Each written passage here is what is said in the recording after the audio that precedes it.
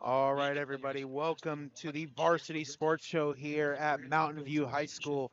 I am Christopher Zavas alongside my broadcast colleague. This is Greg Zaber, also here with the Varsity Sports Show. Really excited for this game. Of course, yeah, we got a big fight here tonight. Mountain View taking on Red Mountain, and quite the rivalry game here tonight. I'm pretty excited for this one. A big game with a lot of implications. Both teams on the outside looking in on the open division rankings. So a win here would do big numbers for both for whoever would come out on top. But man, I'm just excited for this one. Yeah, I think that there's nowhere, if you're watching high school football right now, there's nowhere else you'd rather be right now in Arizona. Number 12, Mountain View right now, on the outside of that open division, playoffs at least. They're looking for, they need a win right now and a couple teams to lose if they want to get into that top eight. Meanwhile, Red Mountain ranked number 4. They are looking to secure potentially home field advantage in that open division. And of course, it's the Battle of Brown Road tonight. This is a big rivalry game. Both principals of the school got together, partook in a little bit of a bet where the loser would actually wear the opposing team's jersey to school. And both they were said something that I thought was, really true. That this was one of the biggest games that this rivalry would have in about the last 20 years potentially. Maybe since that Mountain View team won that last state championship back in 2002. So this should be an incredible game, and I'm excited to watch this one as both teams are meeting that midfield. Absolutely, and as you can see, their midfield, they're meeting the captains for the coin toss here. I Man, I just can't wait for this game. I'm so It's excited. this place is already rocking with both teams have taken the field, and we got the stomping on the bleachers. I can definitely smell the kettle corn. That always rings in a nice Friday night lights game here, and I just can't wait for this one to get going. They're both definitely high-powered teams. Anybody catching your eye, standing out to you? Yeah, so let's start off with Mountain View, obviously the home team. I think right now the key to Mountain View is between their running back, Reese Bodley. I'm going to highlight two players here, Reese Bodley, and then their wide receiver, number 13, Talon Arnett. Talon Arnett's had an incredible year. I'll start off with him. 35 receptions, 763 yards, and this is the big stat. 18 receiving touchdowns for Talon Arnett this year. If he gets a couple now, he's having 20 in 10 games. That's just incredible. He's averaging 2 a game right now. That's just, I mean, quite literally insane. Over half the time he catches the ball, he's scoring a touchdown. And then Reese Bodley, averaging 9.16 yards per carry. He's got 9 touchdowns. Had a bit of a rough game last week. Only averaged 5 yards per carry, which for Reese Bodley that's not much, but he's still an amazing player. I think. And then on the other side of the ball, Red Mountain, I think they're going to have to be led by some of their other stars. There's a lot of guys you can highlight. Their tight end, Andrew Schmear's another guy, 24 receptions, 420 yards, and 6 touchdowns on the year. Along with their a couple of guys like Bode Wagner, he's a big receiver for them. 44 catches on the year, 8 touchdowns, and almost 700 yards. He's a senior who's playing in what will be his final regular season game, and he has 23 career touchdowns. A lot of different guys you could highlight from both offense and defense, but both teams are ready to go here. Absolutely. We are getting ready for the kickoff here at Mountain View High School.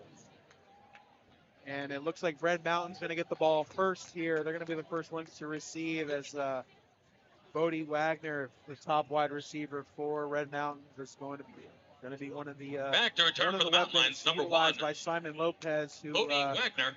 is coming into this game with 19 total touchdowns, but he leads his team in rushing at 452. On the kickoff for the Taurus, number 15, going at it. Sean Gerard. Everybody up, And it's a little squib pick to start it off here, and Red Mountain just going to fall on that one at the 34.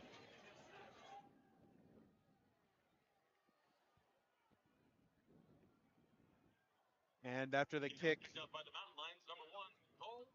Red Mountain's going to take over at the 30-yard line.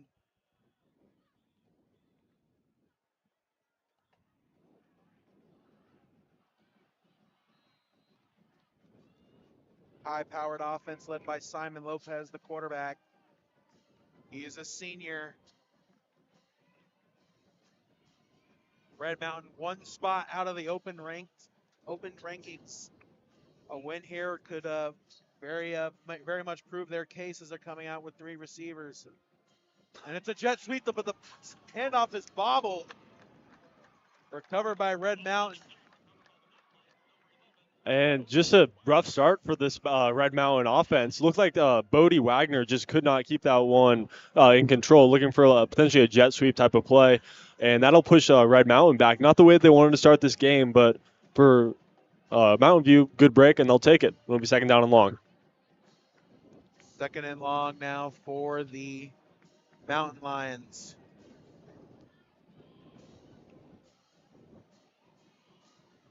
Lopez takes a snap. It's going to be an RPO style play. Throws it wide outside, and that's going to be a gain of just a couple, pretty much making the yards back from that botched handoff. Nice catch there by Correndus Poe. And just an interesting screenplay there. And just good execution by both sides and good blocking. Looks like we'll see Mountain View starting off with a bit of a more relaxed defense to start this one off. Yeah, both teams definitely looking like they're filling each other out schematically Yep. in the opening drive. Quarterback for the Mountain Lions, number 3, Simon. Looks like Red Mountain's going to come out in a wide bunch, more of like a stacked, unbalanced set to the near side. One high safety. Cheetah motion to the outside. Snaps. Ball's thrown behind him, incomplete. Bounces off the hands of what looks to be number 8, Paxton Thornstad. There was a penalty flag on the play. Yeah, flag got thrown immediately. It'll go against the offense. And we will see if Mountain View wants to decline. It would be fourth down and long if they don't accept this penalty. And it'll be declined. So they're going to call an illegal shift. Interesting defensive setup there by Mountain View. Looks like they really just allowed that, like the 3 wide receiver setup there. Didn't really put a lot of guys on him. And luckily for them, they brought the blitz and they were able to get pressure and force the incompletion. Great job there by the defensive line, and they'll force the punt. Now we're going to get Mountain View's offense for the first time in this game after this punt. Oh, nearly blocked. High kick, though. It's going to be short and fielded at about the 45, maybe the 46-yard line. And there is a flag on the field. It'll go against Red Mountain, way back where the punt was off. And it looks like the coaches are going to talk to the ref, and we'll see how they want to add that penalty on, if they want to decline or how it's going to be added. But either way, Mountain View is going to get some really good field position here. Looks like after the penalty, they will get the ball to start it at the Red Mountain 44. So very short field for them. And we'll see what Brady Goodman and the Toros can do on their first drive. And the Mountain View offense is going to be huddled towards the sideline, helmed by quarterback Brady Goodman, who's really kind of burst onto the scene this season, coming into this game with a 135.5 quarterback rating. And in an interview that Coach Andy Litton did with Richard Aubert earlier this week, he called his quarterback a godsend. Really talked about how much he trusts his young quarterback. And we will be talking about him, the whole night. Just a completely electric player. Completely leads his offense. Coming out in an empty set, but he's going to take the draw up the middle. He is a good runner, 291 yards on the season, 8 rushing touchdowns on top of his 32 passing touchdowns. And that's an insane stat, especially when you consider that he's only thrown 3 interceptions. That's almost a 11-to-1 touchdown to interception ratio. Absolutely unheard of. And a great start there on the run. Really nice blocking by his offensive line. Just absolutely dominating that defensive line of Red Mountain. Goodman going to throw it out big. Big play here. Receiver fell down, intended for number 2, Mikey Simcoe. Incomplete. And looking to go deep to Sumko. Sumko had a really, really good game last week, over 110 yards. But good coverage there by Jacob Red Wing to shut that play down. And it looks like Sumko just got a bit tripped up, but it'll be third down and short. And they're going to move quick. Coming out another empty set. And it's going to be another draw play with Goodman.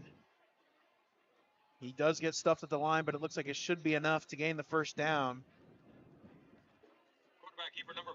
And I want to go back to that incompletion on the previous play. That was to Mikey Simcoe, who he has a tremendous connection with, along with the other top wide receiver, Talon Arnett.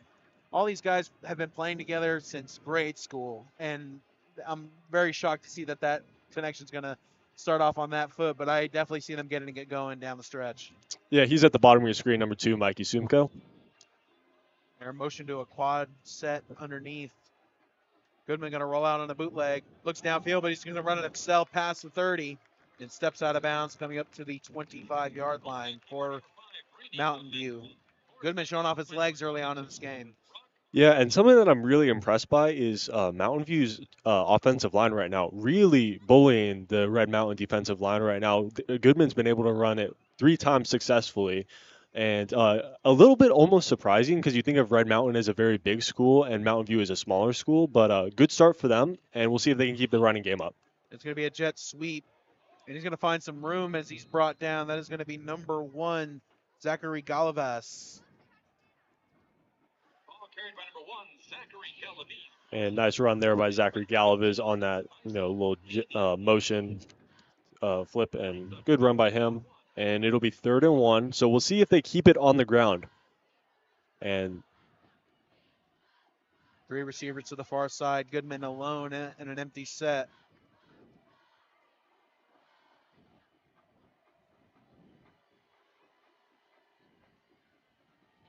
And it's going to be another run with Goodman, but this time he may have come up short.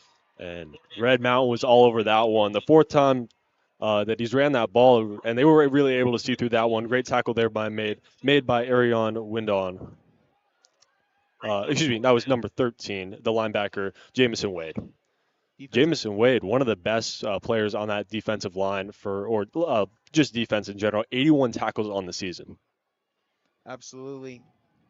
Number 70, the big defensive tackle, Josh Lee, was also in on that. Under saddle now for Mountain View. Handoff up the middle. That's going to be to number 10, Beckham Barney, who missed a couple games this season. They got to be glad to have him back these past couple games. And interesting that they're going to number 10, Beckham Barney. Usually lines up a lot, or very often lines up as linebacker. Has 43 tackles on the season, but also can run the ball. Very impressive dual threat type of player, and dominated on both sides of the football this year. Looking like they're going hurry up. They're going to motion. And he'll stay with it. Another handoff to Barney. And he's going to barrel his way through inside the 5-yard line. Or maybe he was stopped by the 6. Brought down by number 1, Cole Edmonds. Tackled by number 1, Cole Edmonds, but another great run for Barney. Interesting that we haven't seen any of Reese Bodley. I wonder if there's potentially an injury going on. I have not seen number 4 out there at all, and they will stick with Barney on this play. Barney handoff up the middle. That's only going to go for maybe a yard. And the officials are going to make a call here. Not sure what this is about. I don't see.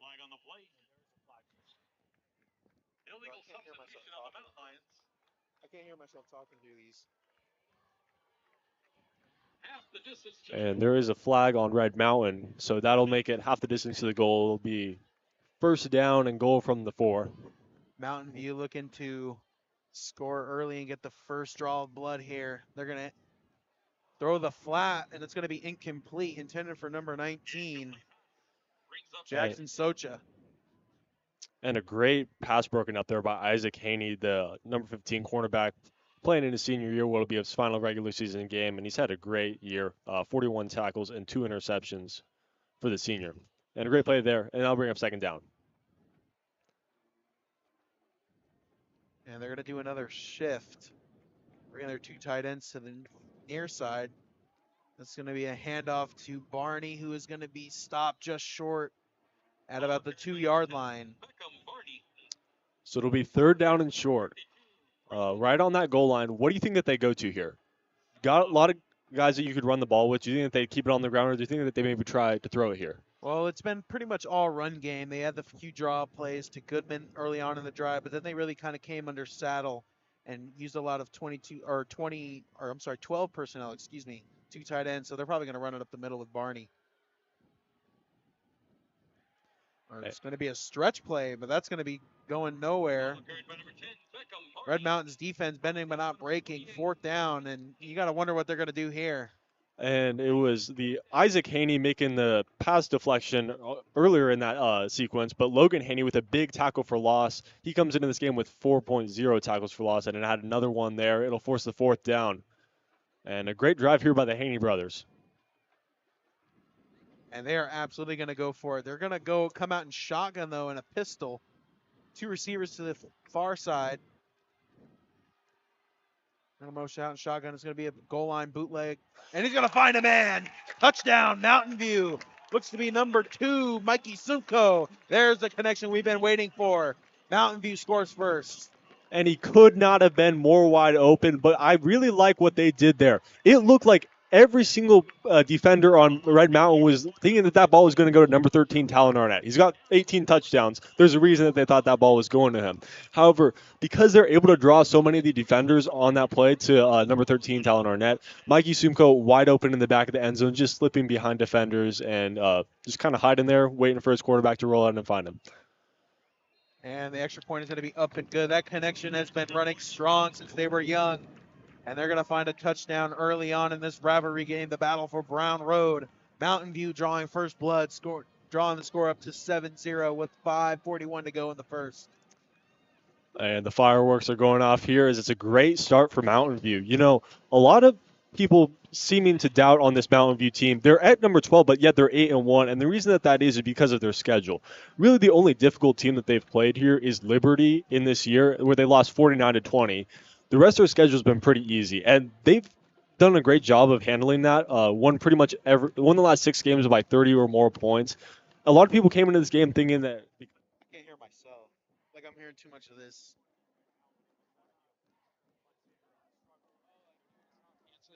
Yeah. All right. I'll thug it out. It's cool. On to kick off for the Toros, number 15, Sheldon Sherrard. And everybody up. And the kick is going to be up. And it's going to be a short kick. Bounces off the foot of a Red Mountain. And Mountain View says that they have it. And everyone on their sidelines jumping up and down said that they have the ball. Red Mountain thinks that they have it, but. There was a scrum. Let's see what the referee's call is going to be. What a. And it is Red Mountain's ball. But a really interesting play. They did that on the first kickoff, the squib kick, and designed to just kind of create some mistakes and confusion, and it did just that. Bounced off a Red Mountain player's legs. Fortunately for Red Mountain, they will have great field position here after that mistake, which now doesn't seem like such a big mistake anymore. So favorable field position now for Red Mountain's second drive. They're going to come out in a pistol formation. One receiver to the far and near side. Mountain View stacking the box here. Handoff. He's going to find a way through. Way to find a hole with what looked to be a heavy lineup on the line of scrimmage. Great run there by Jackson Bogle, the number 1 running back for this Red Mountain offense. On the season has 5 rushing touchdowns as Red Mountain. We will take a break for an injured player. What I was saying, Jackson Bogle been a huge part of this rushing game, even though they mainly rely on the passing game. Great start for him there. So injured player down here for Mountain View, not what you want to see. We talk about the gamble that was the little onside kick that Mountain View just tried. Although they weren't successful, but man, rivalry game, they're throwing all their punches early. Yeah, they are certainly making a statement here. Really, I almost kind of expected Red Mountain to start this game off like really strong, and then it was going to be Mountain View who would eventually be clawing them, who would try to find a way to claw back in this game. But in fact, it's kind of been the direct opposite. I really like this aggressive approach. On that offensive drive, you have 2 times that you were going for on a 4th down, deep in that zone, where you could have chosen to go for a field goal, but they're going to be aggressive here. Mountain View's really trusting their offense or trusting their guys. I really like the punch that they're throwing. What about you? I like it too. I saw Mountain View last week. I was on camera for their game against Cesar Chavez, so I was up on the field, up close and personal. And they were flying around. The offense showed no remorse. They went for a 2-point fake PAT attempt. I think in the third quarter, the game was already pretty much over by then. So I'm not really surprised by that gamble. And there'll be another handoff up the middle. But this one's going to be bottled up for a gain of maybe 1 or 2, if any at all. And Bogle wasn't able to get anything going on that play. Great stop there by the defense.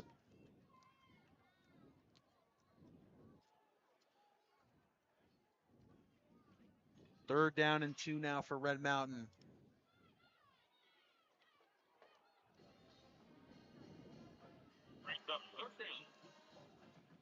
And third down and 2 here. Big play. There's going to be a reverse on the end around. Going to find some room outside. And he's going to get the first down and plenty more. Arion Wyndham on the end around reverse play. So Red Mountain digging into the bag of tricks a little bit. And a really aggressive play there. A lot of I was personally like thinking that he was going to go up to Bogle, just try to get a couple yards, maybe play for 4 downs, but really like that jet sweep there to Arion Windon. And a great run by him, eventually tackled by Jasper Lake. But really like that move. You know, if Mountain View is going to be aggressive, you might as well be aggressive and make those types of play calls.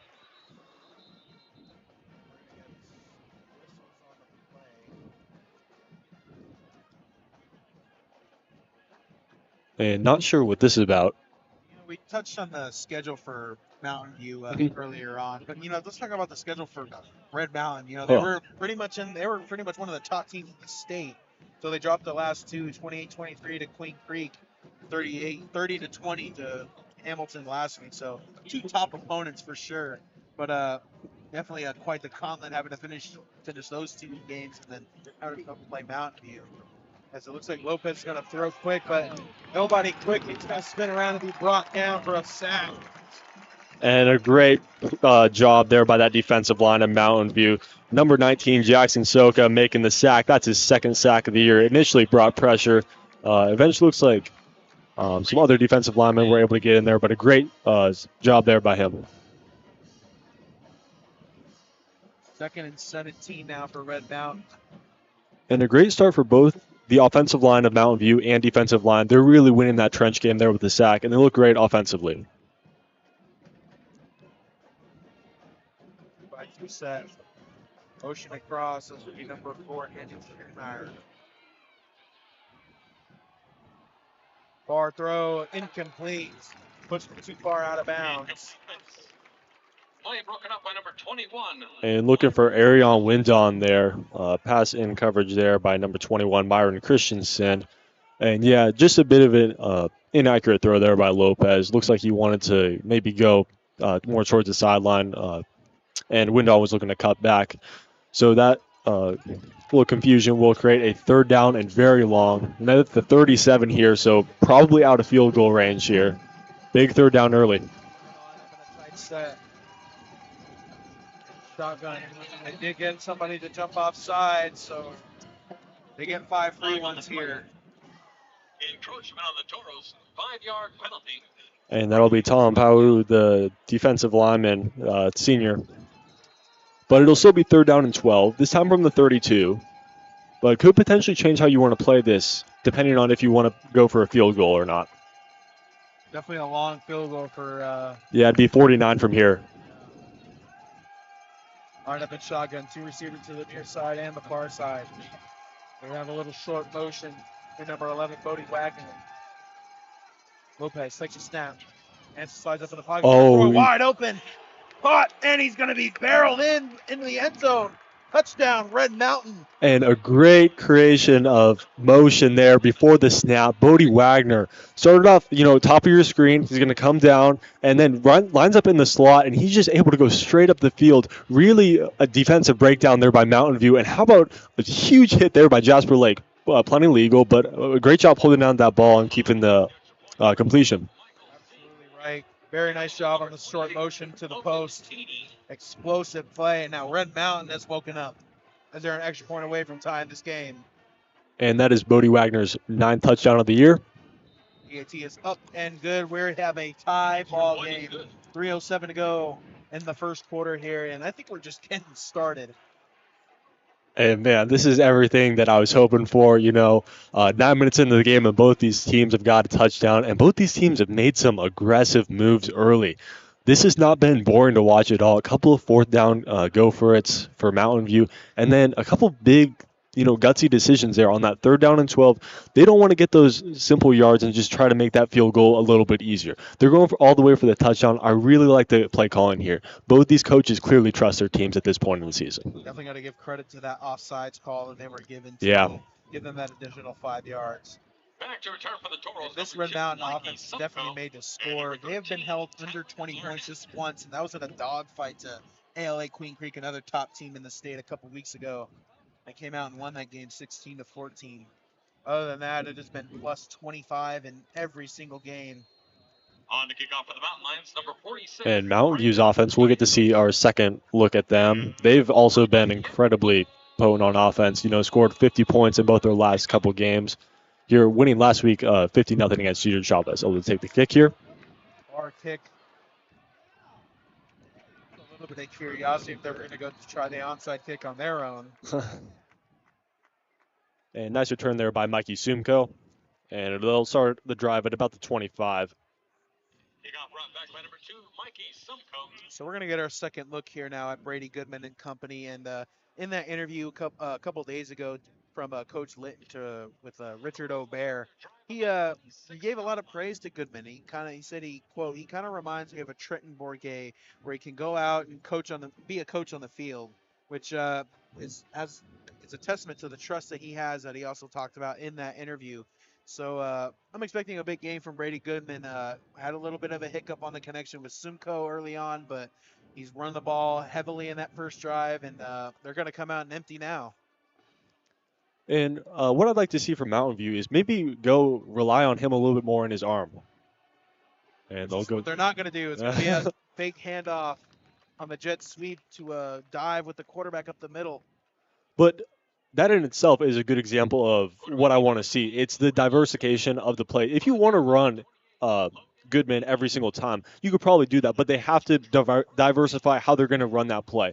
At the end of that drive, they kept trying to run that play, just run a Goodman QB sneak, but Red Mountain started to recognize it. I like the switch up and the motion there. A lot of motion. They're going to motion to a quad set near side, and Goodman's going to roll out.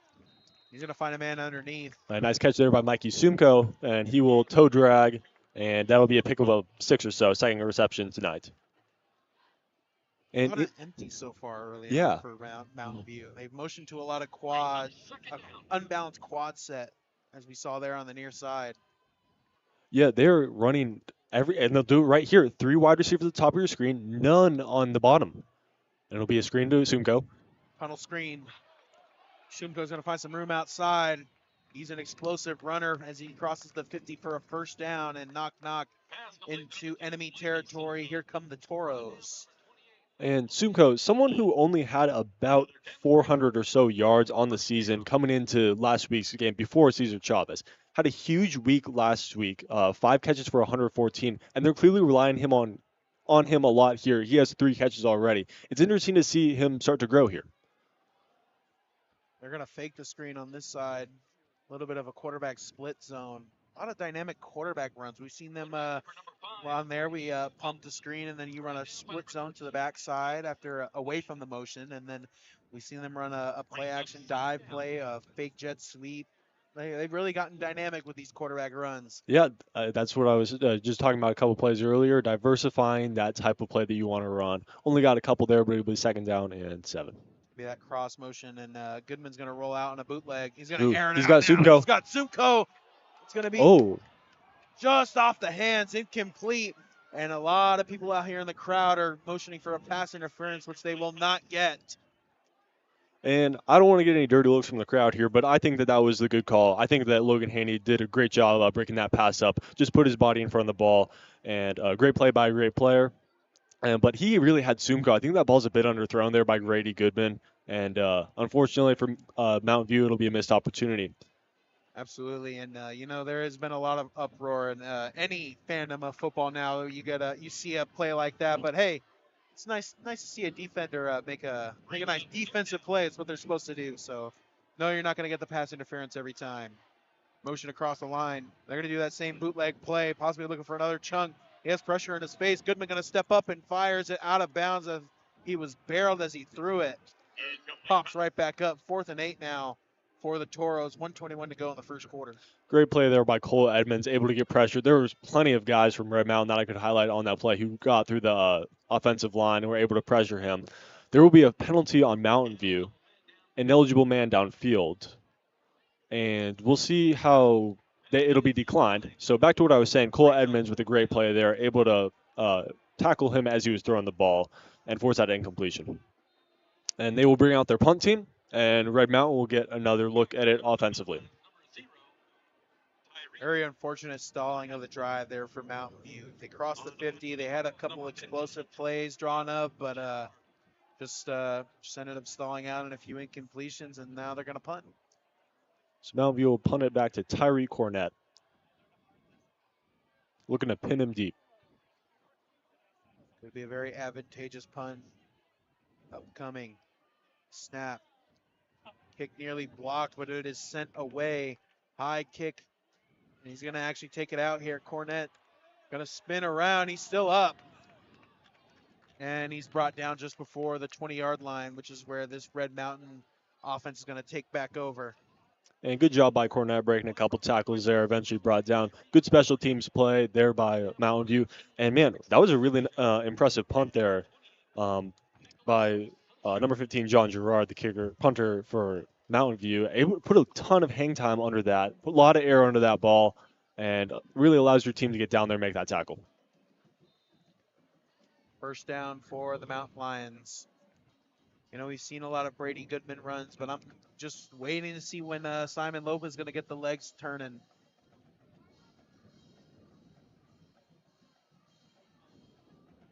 There's going to be a handoff. It looks to be a sweep. And he's going to be brought down for just a couple on the play. And seeing a lot of Arion Windon here. Interesting that you see that, as he's not really been one of the players that they've used a lot here.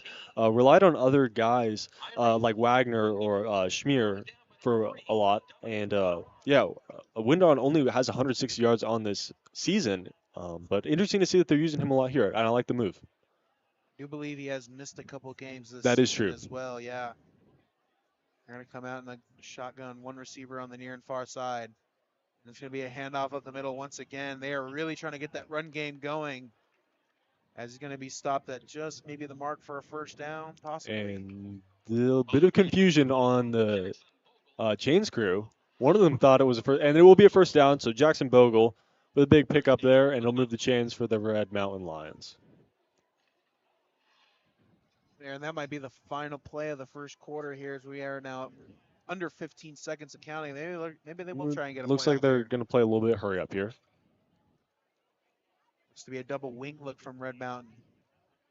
Fake that fake end around. Try and say that 10 times fast, but it's going to be a throw to the flat, incomplete. With 1 second flat to go in the first quarter, so we're going to get one more play. An incomplete pass there by Andrew Schmier, but a great defensive look there by Mountain View. Not one, but two fakes on that play there, and they were just able to stay with it. Great coverage there, and great pressure by that defensive line.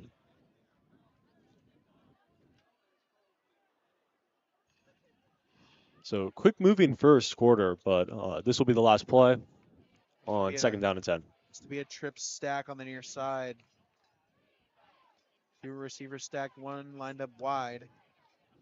Could be a cheetah motion. They called an illegal shift on this the last time. Looked to be a screen.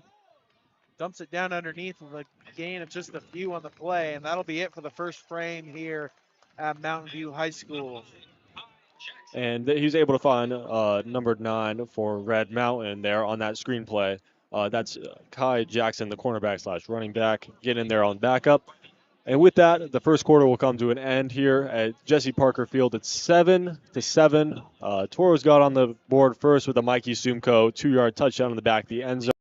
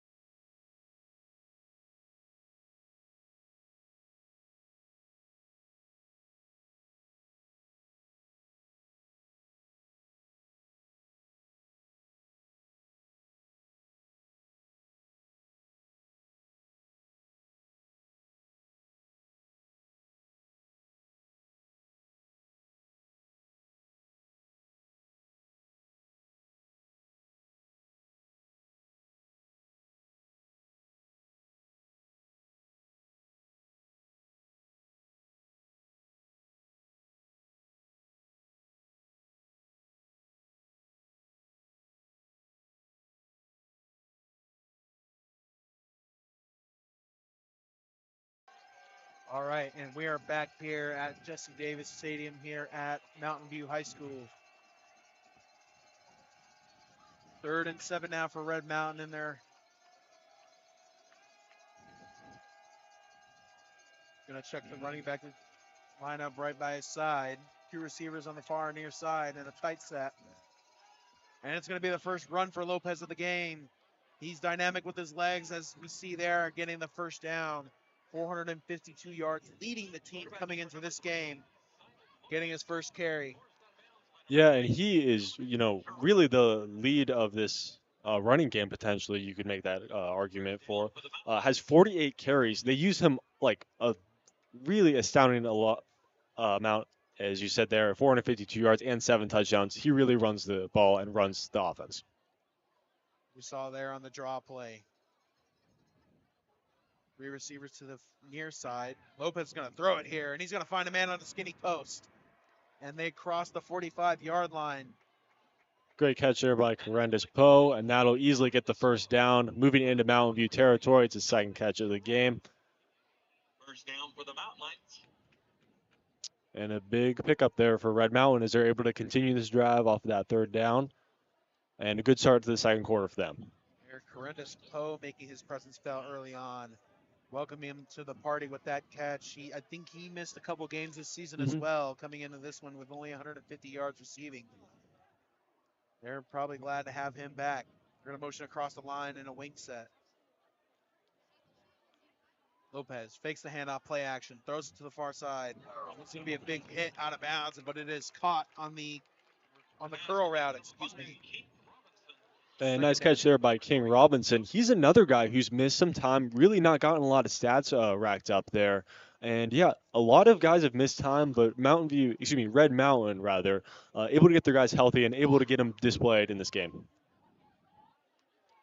There, Lopez actually hands it off now on the dive play up the middle. I believe that's Bogle with a nice run. It looks like he will get the first down here. And Jackson Bogle it's going to be close. Either way, it'll be a third down, and they will move the chains after a long break.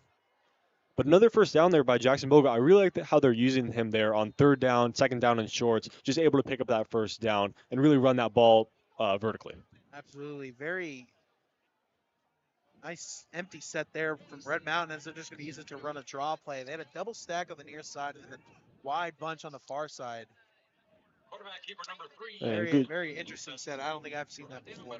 Yeah, really interesting play calling here by Mountain View and Red Mountain. You got to think that at this stage in the season, they want to really provide someone that's not really on their film of the season right now. Throw some curveballs out there. Going to come back in an empty set again, and they are going to draw them off sides. And to your point, you always want to dress it up. And how many variations can you run your favorite plays? I heard Coach Steve Sarkisian, the head coach in Texas, talk about that a lot this season.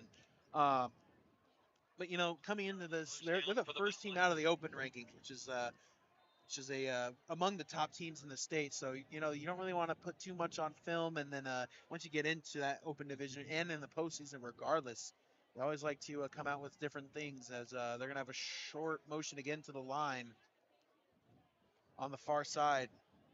Lopez fakes the handoff. It's gonna be a quarterback dive up the middle, and he's gonna be brought down. He took a couple hits. Looks to be a gain of just about 2 on the play.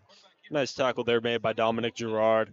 Really slippery runner there, Simon Lopez, but able to be brought down there. And that's someone that makes his game so well. Just able to break tackles and able to run vertically, knowing that he's going to be able to shift, make some guys miss. But good stop there, and then I'll bring him second down and long.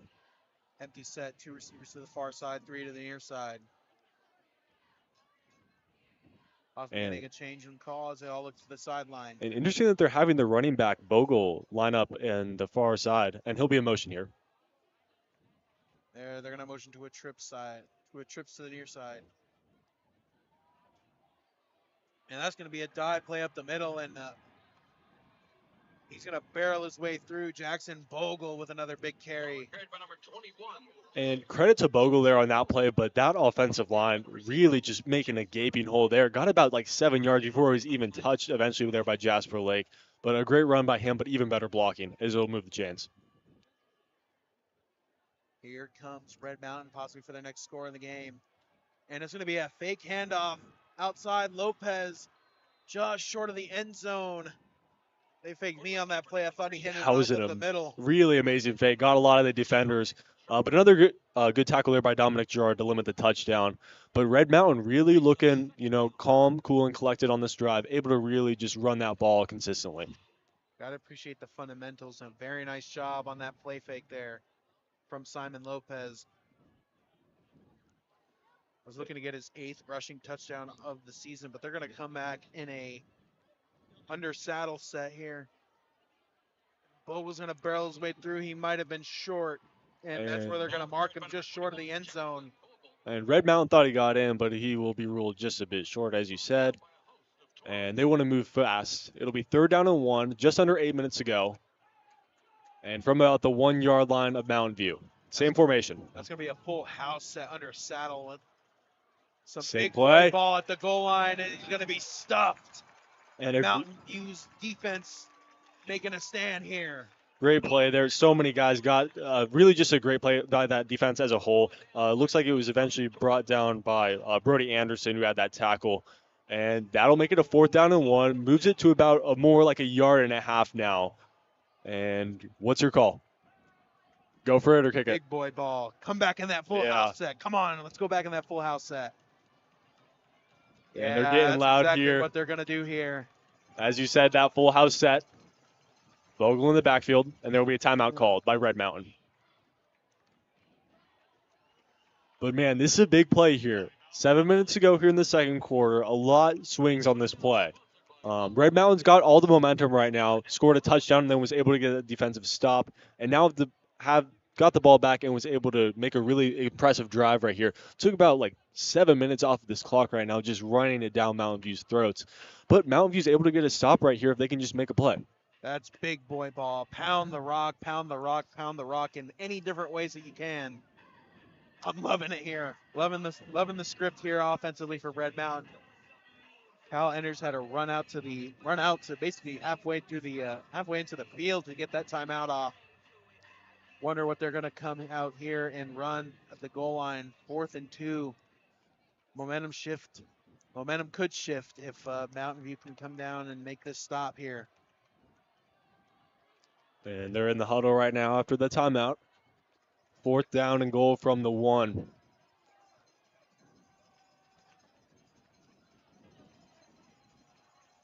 Back now on that heavy set. They've run this on 2nd down and 3rd down to no avail, but they're going to try it here.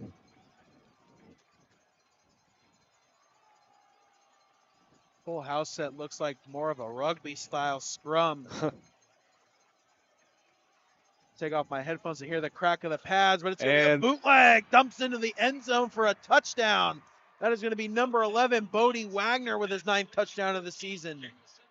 No, excuse me. That is actually number 13, Jamison Wade. I know that looked weird. You probably assumed it was Bodie Wagner because he's number 11, the offensive player, but it's actually going to be a Jamison Wade receiving touchdown. That sounds crazy because Jamison Wade is a linebacker. So, wow, what a play there. And I love that. Red Mountain throwing a curveball there, lining up a linebacker to catch that touchdown there. Eyes did deceive me there. Definitely brings more of as a PAT is going to be up and good, definitely brings more of a testament to the heavy set that they run here at the goal line. But, man, I am really impressed with the play calling and play designs from Red Mountain so far in this game, and definitely a testament to why they're one of the top teams in the state. I fully expect a win here, getting them into the open division. As a lot of big games around the state here on rivalry week, but Liberty has their backs against the wall. I saw that. If they lose to Centennial tonight, they have a chance of getting out of the open rankings. That's right. Which means Red Mountain will probably be right there, plugged right in if they come out here with a win. But, hey, Mountain View also has a case to get in themselves. They're the 4th team out of the open conversation. So that's right, number 12. Yep. I'm expecting a But either way, no matter what, Mountain View will play in some kind of playoffs, whether it be Open or 6A. So they've had an incredibly successful season. It'd be a shame to just see them miss the Open because of that loss to Liberty. But they control their destiny in a lot of ways tonight, as they will receive this kickoff down 14-7. Hats off to the PA announcer here at Mountain View, holding that note longer than I could, as that's going to be a high kick fielded inside the 10. It's going to be number 2, Zachary Galavis. And he's pushed out of bounds past the 30. And nice return there, able to break a tackle and just get out there in decent field position. Easily got past the 25 to around the 30. Big implications here. I'm gonna harp on that, by the way. A lot of implications here in this game. As far as among the top teams in the state, as well as their respective divisions in that postseason outlook as well. Gonna be a handoff here. And Talon Arnett going to get shut down there. He was their leading receiver coming into this game. Waiting for him to get going in the passing game as well. Yeah, interesting to see if that's a pass or a rush. I don't know if he flipped that. But, yeah, Talon Arnett been kind of quiet so far tonight. Only 35 receptions on the year, but he has 18 touchdowns. You can clearly see that they're going to use him more on the goal line, or in the red zone, I should say. But they go to him there, didn't get much. Interesting huddle set, Yeah. too, for Mountain View. They have their receivers line up Yeah, that is weird. first outside of the huddle. You only see Lyman do that type of disassemble from the huddle, as Goodman's going to run another bootleg. He is barreled, though, as he got that out. And making plays there, just caught a touchdown, and he's going to get back out there and almost got the sack there. Jamison Wade, man, what a beast there. That's impressive, catching a touchdown and then almost getting a sack there. Red Mountain waking up on all faces of the game here as their defense is starting to wake up. 3rd down now for Mountain View. If they can't get this play, what do you think that means for them as far as the operation of halting Red Mountain? And I like that they're getting back to the pass here. I think that the run is starting to get a bit stifled. They've kind of it's getting a bit stale. So I think that they've got to find someone with Goodman. This is a big play. Red Mountain has a ton of momentum going right now. Can Goodman get someone going?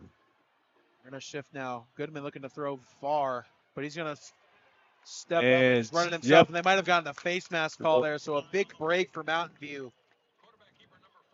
And very rarely do you see a face mask from the top of the stands, but I think that one was pretty obvious. Good call from the refs there. Crowd called him out there. And that is going to be a big shift to momentum because it'll likely give it the first down, and it will. And, if that's an easy tackle to make there, it's a bit of a mental mistake there by Red Mountain. And if Mountain View ends up scoring on this drive, it'll definitely be because of that play. And big shift to momentum there, and they needed that first down.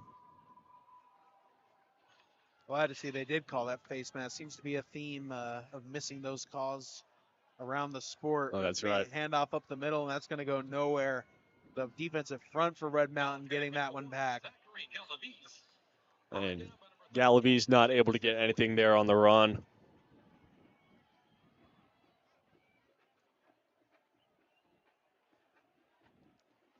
.508 to go here in the second quarter. Second down. They're going to come under saddle in a single back set. Play action. Goodman going to roll out. He's going to dump it down underneath. And a great catch there by number 18 for the Porter Wilhelm, the tight end. That's right. Getting his first catch of the game. Number 18,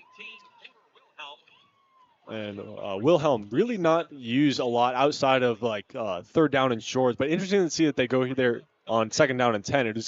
They're going to go very fast here. They're going hurry up here on the 3rd and 1. Looks to be a tush-push style play, and that's going to get it easily. First down, Mountain View with 4:35 to go in the half. Fast-moving quarter. And great series there, all 3 of those plays. Great catch there. Great run there. Just able to go hurry up. And they're going to do the same huddle again where they don't clue in the wide receivers and they just do the linemen. That's interesting to see if they do that. That's a very interesting approach. They're to come under saddle. Handoff up the middle. Looks to be Galavis. Or excuse me, that's Reese Bodley. And that's the first time that we've seen him tonight. Really, I'm not sure exactly what's going on here because Bodley is, one of their best, if not their best players. And we have not seen him tonight. He averages 9.1 yards a carry. He's gotten 100 carries on the season. It's a bit peculiar to me that we haven't seen him, but do you have anything to say about this? 1-2 punch. Really be conservative with your personnel, I Yeah, I guess guess. so. Another handoff down the stretch. And Bodley doing what Bodley Man, does. maybe they finally called his number. Yeah, very interesting. I almost thought that he was potentially going to be hurt. His arms are maybe wrapped. I don't know. I don't know if they just want to be conservative with him here right before the playoffs, or very interesting personnel call, but I respect it. 3:30 to go here. Motion across the line with Wilhelm. Shift with the running back. Goodman going to throw it here. Look to be a double stick. And he is barreled as he throws. And that's going to be brought down inside the 15-yard line, excuse me. Zach Galavis on the catch. Mikey Sumko, excuse me. All good, but Mikey Sumko having a great start to this game. That's like his fourth or fifth catch already. And another just easy, calm, controlled throw by Goodman. He's really starting to pick up some steam here. Goodman going to throw again. Looks to the near side. He's just going to dump it off. It's going to be number 13, Talon Arnett, with his first catch of the game. Yeah, as you said there, pretty much the first catch there by Talon Arnett. He's a big guy. They really like to use him here in this red zone. 18 touchdowns, looking for another one there, but got about 6 or so yards. And man, Mountain View really starting to get some offensive momentum. Looks like they're starting to get back in control of this game. Coming out fast. They're going under saddle again. It's going to be a screen, but that pass is going to be thrown way too high. I don't think he got his feet set on that throw. Immediate pressure from Red Mountain's defensive line. Looks like they weren't completely set on that. And Red Mountain will get the incompletion, and it'll be 3rd down and 4 from the 8 or so. Big play coming up here. Maybe just a little bit, maybe going a little too fast there for Goodman. They'll slow Could down not a get bit his here. feet set. Yeah. Got Barney in the backfield. Single back set. Goodman's going to run it himself, and he's going to walk in. Touchdown, Mountain View. Brady Goodman with his 9th rushing touchdown of the season. And Brady Goodman doing what he does best. We talk a lot about his arm, 32, passing touchdowns, but he does so much with his legs. That's his 9th rushing touchdown already as a quarterback. And a great job there creating space. Porter Wilhelm did a great job. I don't know if that was a design QB run, but he did a great job selling that as like a screen in a way, or dump off, I should rather, and able to create space and create a lane for Goodman to run it up there. KT is good. We're tied after Brady Goodman's 9th rushing touchdown of the year, and Red Mountain will have to get the ball back. But a good response there by Mountain View. Definitely a response they needed for sure. I'm interested to see what else Red Mountain has in store. I'm still enamored with their presentation on offense. A lot of different ways to dress up their formations and their motions and plays, but really impressive output there for that offense. But Mountain View's offense as well, it's definitely evident to me so far in this half the trust that Brady Goodman has with his head coach. Definitely well earned early on in this game, and as I saw a lot last week too, he's a guy. He's definitely a guy. Only a junior, and that is now his 42nd all-purpose touchdown. That's including passing and rushing touchdowns of the year. Just insane when you're playing a 10-game season. What a kid. And Gerard will be ready to kick this one off. And it's going to be a little squib kick. It's going to be fielded just before the 30-yard line. Brought out to the 37 before he's tackled. And decent field position here for Red Mountain. This is another big response drive. We saw Mountain View was tasked with one of those last time, able to come through with a touchdown.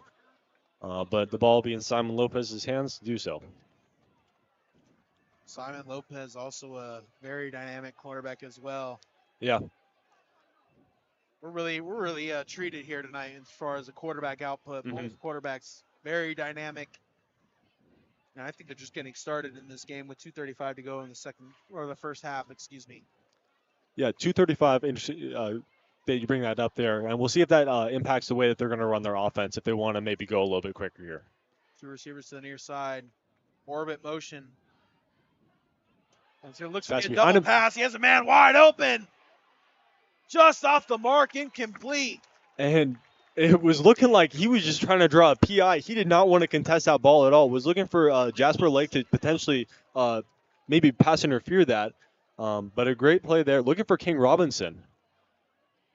Just couldn't get that ball out quite fast enough there, and a bit underthrown. But can't really blame a wide receiver. Not his job. Definitely, but man, that was a house call waiting to happen. Very nice heads-up job by the safety for Mountain View. Maybe getting in the head a little bit of that of the King Robinson to make that play. Nonetheless, Red Mountain getting cute offensively. Pistol formation. But it's going to throw it. It's going to be a screen. Jailbreak screen, that is, and that's going to be maybe just short of the first down, or maybe he got the first down. Another good catch there by Corandis Poe. That's, I believe, his third reception of the night. Looked good today. And he was stopped just short, so it's going to be 3rd and 2. They're going to go hurry up. 2:20 to go in the half. Pistol formation. And another jump. And that is going to kill Mountain View's defense, as looks like it was number 50, Jack McCook, just getting a bit jumpy, getting a bit tense on that 3rd down and short. And that is a 3rd offsides already here by this Mountain View defense. They've got to really correct that in the second half. 3 too many. I got to say, I fear for these guys coming in tomorrow for film and maybe a Oh, little bit no. of conditioning.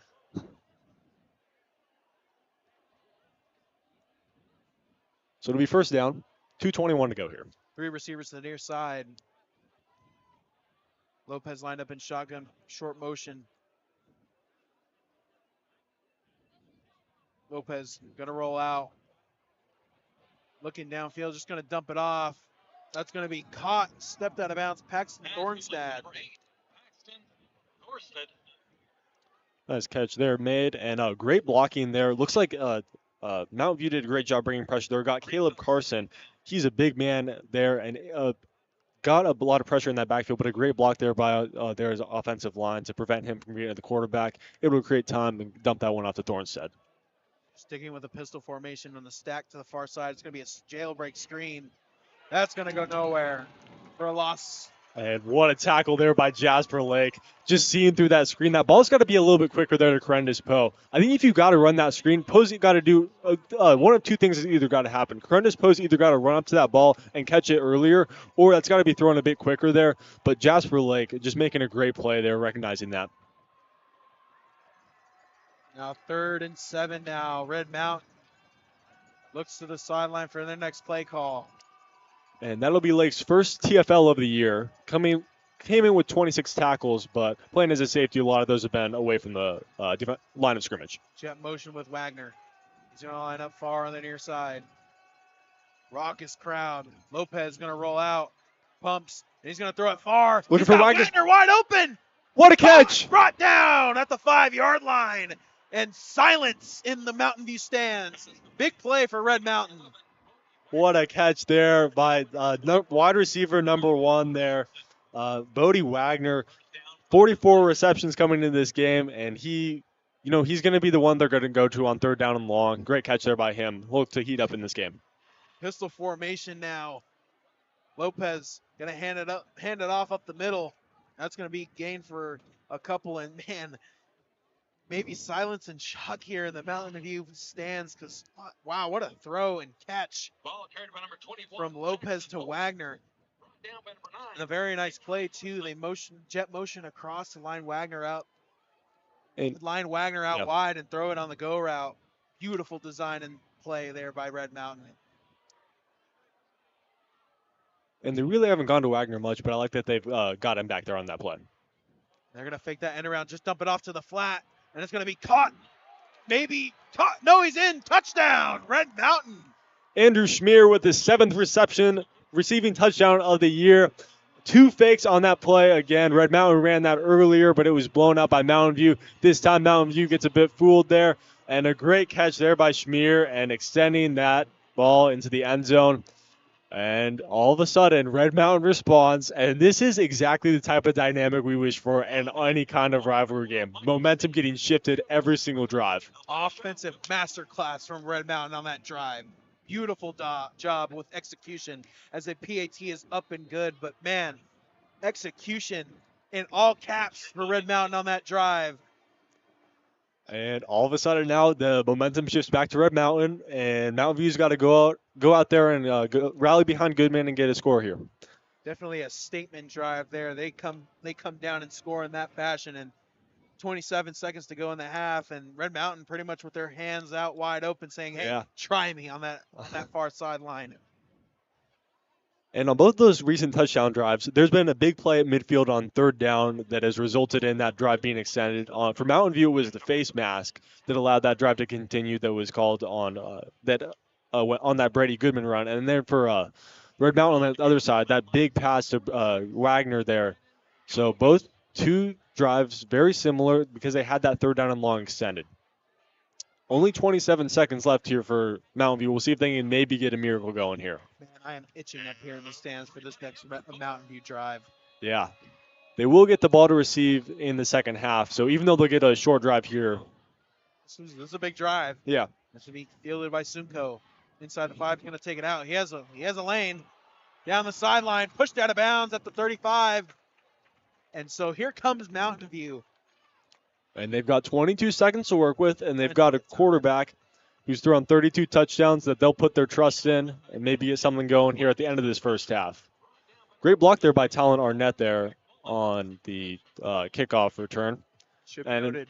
another Sorry. good return. Go ahead. Mountain View has 3 timeouts to go. So plenty of, not too much time, but they've got timeouts. So you can maybe get a 30-yard or so play and then get that timeout going and move out the field goal. Let's wake up some of these connections that we have here on this Mountain View offense. Goodman going to throw. Finds a man just too high. Looking for Porter Wilhelm there. Incomplete. But another progression type of play, looking for maybe Galviz and then running to Porter Wilhelm, as Wilhelm will come off and they'll favor a more wide receiver heavy personnel. And they want to move fast. They're wasting no time even though the clock has stopped. Goodman going to step back. 17 seconds at the start of that play. Finds Interesting Arnett. play call, finding the stick route. Arnett brought down just before. Take a timeout here. He will get the Which first they will. down on his second reception of the day. Their star receiver. And 9 seconds left. Got a chance to run one, good-sized play here. And, to get into that field goal range, you might need about, minimum of 22 or so yards to get that 45-yard field goal. I'd like to see if they I would hope to see that they would have a chunk play drawn up here. Yeah. Maybe that short motion post-go combination route that we saw on the first touchdown to Sumko. I think that's exactly what you go for here. I think this ball has to be in Mikey Sumko's hands. He's had a fantastic first half. I think that's where you put your trust in, at least wide receiver-wise. Or, hey, maybe you go to your next guy. Maybe wake up Talon Arnett saying, Yeah. hey, man, let's go get a big play here. Mm-hmm. This timeout over. I am waiting for the end of this half here and a big game here, But up here in Mesa. amazing first half. This one kind of flew by on us, but 5 touchdowns offensively. Both teams fired up right now. And Mountain View looking to potentially get a score here at the end of this first half, but they will get the ball to receive it no matter what in the second half. So they'll have a continuation of this offense. You cannot be satisfied with that wide bunch here on the near side. Goodman steps up, maybe holding on to the ball a little too long here. He's going to go for it all here. And then the ball. Hail Mary. And It's caught by Talon Arnett! Oh my goodness! Talon Arnett Oh my goodness! tipped up and caught. Talon Arnett with his 19th receiving touchdown of the season. Talon Arnett, are you kidding me? A little bit of Washington Commanders. I was about to go to that. Oh my Beautiful. goodness! Beautiful. And we got ourselves a good one here. Don't tell me this half is over yet. Let's skip halftime. Let's get to the second Can we just half skip here. halftime? Can we sim it like it's Madden? Man, what a Hail Mary. I don't believe that. And that ball just got tipped up there, and Talon Arnett able to come down with it. They're going to make the PAT here. They're going for 2. And there will be a flag. Going to be some kind of illegal formation or illegal shift, but that's kind of a vibe killer. But oh my goodness, Talon Arnett. Oh my. Vibe killer indeed. Why not go for 2? Come on, let's go for 2 here. It's a rivalry game. That's a type of game it why is. not? Put all your chips in the board. Oh no, it'll be offsides on defense. So all the more reason to go for 2 here. Oh man. I have a PS5 controller right here on my lap. I'm holding down X. Oh yeah, the go for 2, yeah. They're going under saddle here. Maybe a timeout for Red Mountain. Yeah, and Kyle Enders races out to get that timeout off. And no time left here in the half, so it makes sense to use it or lose it at this point. So just going to make sure you guys are set here. And while it's only 2 points, this would, it's going to depend who's got that lead going into halftime. And for Red Mountain, despite, you're kind of stunned right now, if you get a stop here and get that lead going into halftime, it leaves your defense with something. I'm still not over that. Oh my Lord, what a play. It was tipped up and fell right into the hands for Talon Arnett, who I said either you throw to Simcoe deep or you wake up Talon Arnett for a big play. And woke up, he did. His alarm clock was overdue. He hit snooze maybe a little too long, but he caught that long touchdown on the Hail Mary. Ladies and gentlemen, we have ourselves a game here in Mesa, Arizona. And both these teams clearly wanting it, clearly prepared, came in with so many different offensive formations and just offensive domination by both teams. And they're looking to both get their hands on that trophy that is sitting in front of the Mountain View student section, the big rivalry, the Battle of Brown Road. Both teams coming out here for the 2-point conversion. I love this decision here from Andy Litton. Rivalry game, put all your chips in the board after a big play. Penalty and a timeout, a little bit of vibe killers to your point, but let's go for it here. All your chips on the board. They're going under saddle here, possibly a handoff. Up the middle. And he's going to be in. And initially got hit there, but Beckham Barney lines up as linebacker often, but they're running the ball and able to find the 2-point conversion. Beckham Barney, 5 touchdowns rushing. Not going to be a touchdown there because it's a 2-point conversion, but a great run by him, able to get past that initial contact, find the end zone. So favorable position now at the end of the half. We're gonna break down just real quick before we go to the halftime break. Favorable position now for Mountain View as they get the long touchdown. Amazing play. I'm gonna harp on that for the rest of the broadcast. They go for the 2-point conversion. Now they're up by 1. They get the ball to start the second half. That's very crucial. So yeah. They have potential to go up 29. If they go for 2, 30, 21. That if they go for 2 on the next drive, they could potentially be up 2 scores. And in a game like this, where it feels like 2 scores is a lot, because like both teams continue to score and there's really no defense going on here. That's a lot. Now to my point at the end of the previous Red Mountain drive. Now Mountain View is the ones with their hands out saying, "Hey, come at me. Yeah, try me. Let's go. Come at me. Let's go." And we're gonna take a quick break here for the halftime break, but don't go anywhere. I'm waiting for halftime to be over, so you should be as well here on the Varsity Sports Show. I'm Christopher Zavias alongside my broadcast colleague Greg Zaber. We're gonna take a break for halftime. Don't go anywhere. Please don't. This is so good.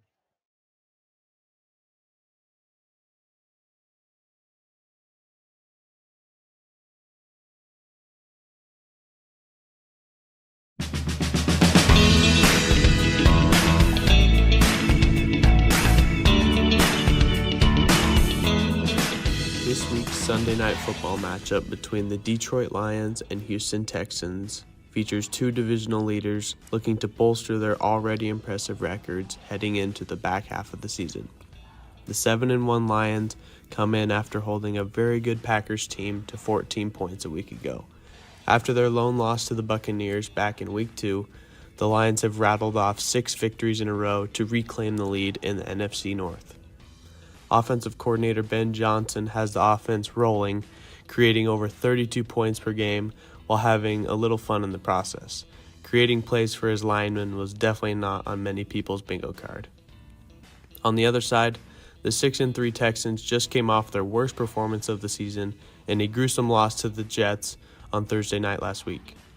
CJ Stroud and Joe Mixon have looked great to start the season, but key injuries to the receiving core have this offense a little rattled. Leading receiver Nico Collins is questionable to play this week. If he gets the nod before kickoff, look for this to be an exciting offensive game. The winner of this game could likely kickstart the back half of their season for both potential playoff teams. For Varsity Sports, I'm Jace Granke. Hi, this is Jameer Johnson reporting with the Varsity Sports Show in Arizona State University, broadcasting from Indianapolis, Indiana. Today, we'll be talking about playoff football and the top 3 high school football games going on in Indiana this Friday. Number 4 ranked Warren Central will face off against Perry Meridian as the 2024 IHSSA Indiana High School Athletic Association Football State Tournament presented by the Indianapolis Colts get started. Warren Central is tied for second with their record with 2 other top-ranked teams who are the Brownsburg Bulldogs and the Westfield Shamrocks with the second best records in Indiana high school football. These 3 teams have a record of 9 wins and 1 loss. Warren Central averages 25.8 points per game and 57.4 tackles. Also, the Perry Meridian Falcons average 184.3 receiving yards and 26.1 points per game. Next, we have the number 2 ranked Brownsburg Bulldogs against the number 10 Ben Davis Giants. This is an elimination game, and the Giants are the defending Indiana High School football state champions. Although Brownsburg is looking to extend their near perfect season with a 9-1 record, Ben Davis may have the momentum due to this being a Ben Davis home game. Finally, we have the number 1 ranked football team in Indiana, the Lawrence North Wildcats, facing the number 5 Cathedral Fighting Irish. Lawrence North has a perfect 10-0 record and is looking to continue the 10-win streak with the 11-game win streak with this home game versus Cathedral. Lawrence North averages 4 sacks a game and 201.6 passing yards, although Cathedral averages 357.7 total yards per game. This has been Jameer Johnson with the Varsity Sports Show. Making connections does not just happen on the field for the Mountain Ridge High School football program. A few of the Mountain Lions have been making an impact on the younger generation in its community by traveling down the street to Copper Creek Elementary School to show them what dedication brings. The football athletes have spent multiple hours reading with the students at Copper Creek. The athletes have also spent some time tutoring them. But when you work hard, you get to play hard. So the role models decided to play some games with the children that are in kindergarten classes. While the Mountain Lions have no mercy on the field, they are happy that they have been able to take part in this experience and give back to their community. They have built a bond among the younger generation that they believe will make a difference in the future. These actions took place because the football program wanted to make a difference in the community and serve as role models for future generations. Oftentimes, many young children look up to athletes because of the hard work, determination, and obstacles they face while on the journey to become an athlete at any level. While the entire football program serves its community in different ways, there were 3 athletes individually recognized in this case, 2 wide receivers and a defensive back. While the kids have been left with some new friends and memories, Mountain Ridge will now be preparing to face off against Sandra Day O'Connor on Friday for the Hi everyone, my name is Kiana Watchman and I am a grad student out of the University of Arizona and I'm reporting for the Varsity Sports Show and this is your halftime entertainment. And I'm giving you guys the scoop on NAIA football. Eastern Oregon University took on one of their biggest rivals of the season, College of Idaho. They were able to walk with a convincing 30-24 win over the ranked number 24 Yotes. These 2 teams have been sitting in the middle of the Frontier Conference, which has produced multiple ranked opponents. The College of Idaho and Eastern Oregon feud has been extremely prevalent in that they are only within 2 hours of each other. Many teams battle each other in this rivalry. This win was extremely special and significant in that EOU has not beat C of I since a home game in 2018. The Frontier Conference also was able to recognize the 3 players from EOU's team who received accolades for their performance. Offensive Player of the Week went to senior quarterback Quincy Glasper, running for 203 yards with a 91-yard touchdown run and throwing for 143 with a 70-yard touchdown pass. Defensive Player of the Week was swept by defensive back Blaine Shaw with 19 tackles and 2 recovered fumbles.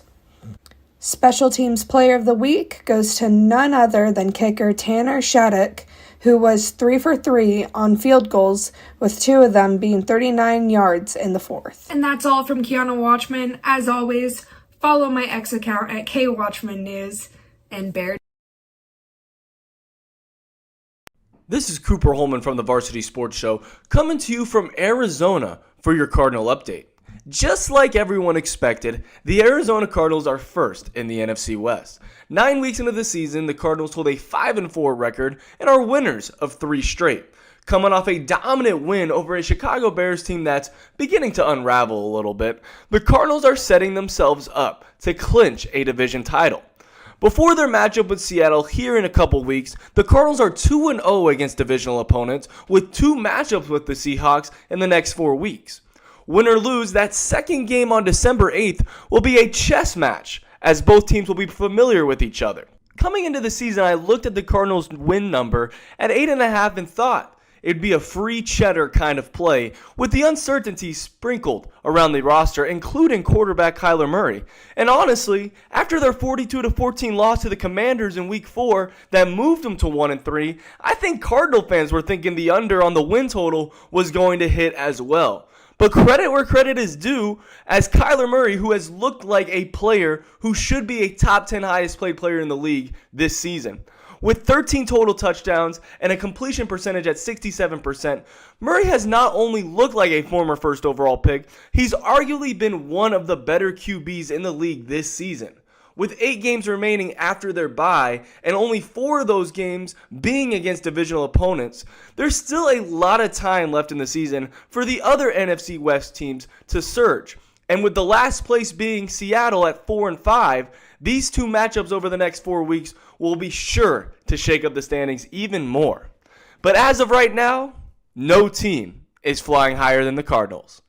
This has been Cooper Holman from the Varsity Sports Show with your Cardinal update.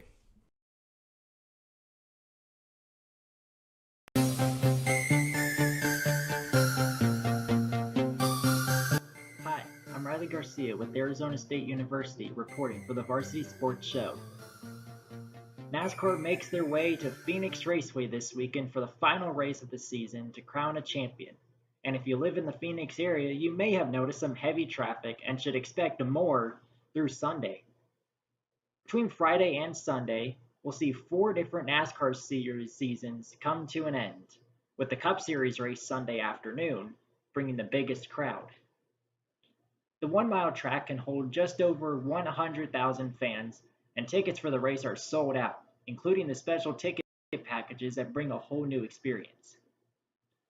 The 4 drivers competing for the Cup Series championship include Joey Logano, going for his 3rd title, his Penske Racing teammate and reigning series champion Ryan Blaney, who picked up a clutch win last Sunday at Martinsville, Tyler Reddick, driving for NBA star Michael Jordan's race team 2311, and William Byron, who picked up the last spot for the championship after a controversial decision last week penalized Christopher Bell for a safety violation. Byron is going for his first championship, coming up short last year. This could also be the first championship for the 24 car since Jeff Gordon in 2001. From the Varsity Sports Show, I'm Riley Garcia.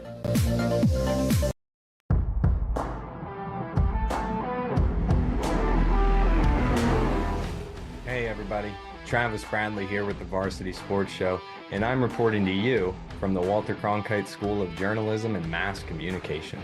This week, I'll be previewing tonight's matchup for the Arizona State Sun Devils men's basketball team as they take an early season road trip to face the Gonzaga Bulldogs at home. ASU was able to kick off the season with a strong win over the Idaho State Bengals, posting a final score of 55-48 in the victory. Gonzaga also got off to a hot start this year after a monumental win over the Baylor Bears, outscoring their opponents 101-63 in that matchup. Though the Sun Devils lineup was able to string together multiple successful offensive series late in the game to pull out the win, they'll need to put up a much stronger effort tonight if they hope to match the Bulldogs' offensive output. Sun Devils guard Alston Mason played 35 minutes against Idaho State, totaling 14 points and hitting just 66% of his free throws. He'll have a difficult matchup this week as well, as he'll be facing off against Gonzaga's versatile Nolan Hickman in this battle of the backcourts. This is a non-conference matchup, so don't expect the results to have too much of an impact on either team's season. However, this game is a tremendous opportunity for head coach Bobby Hurley and his team to face off against a top-tier program that often finds itself playing late into the March Madness tournament each year. That's all for this week's ASU men's basketball preview. I'm Travis Bradley, and this is Varsity Sports Show.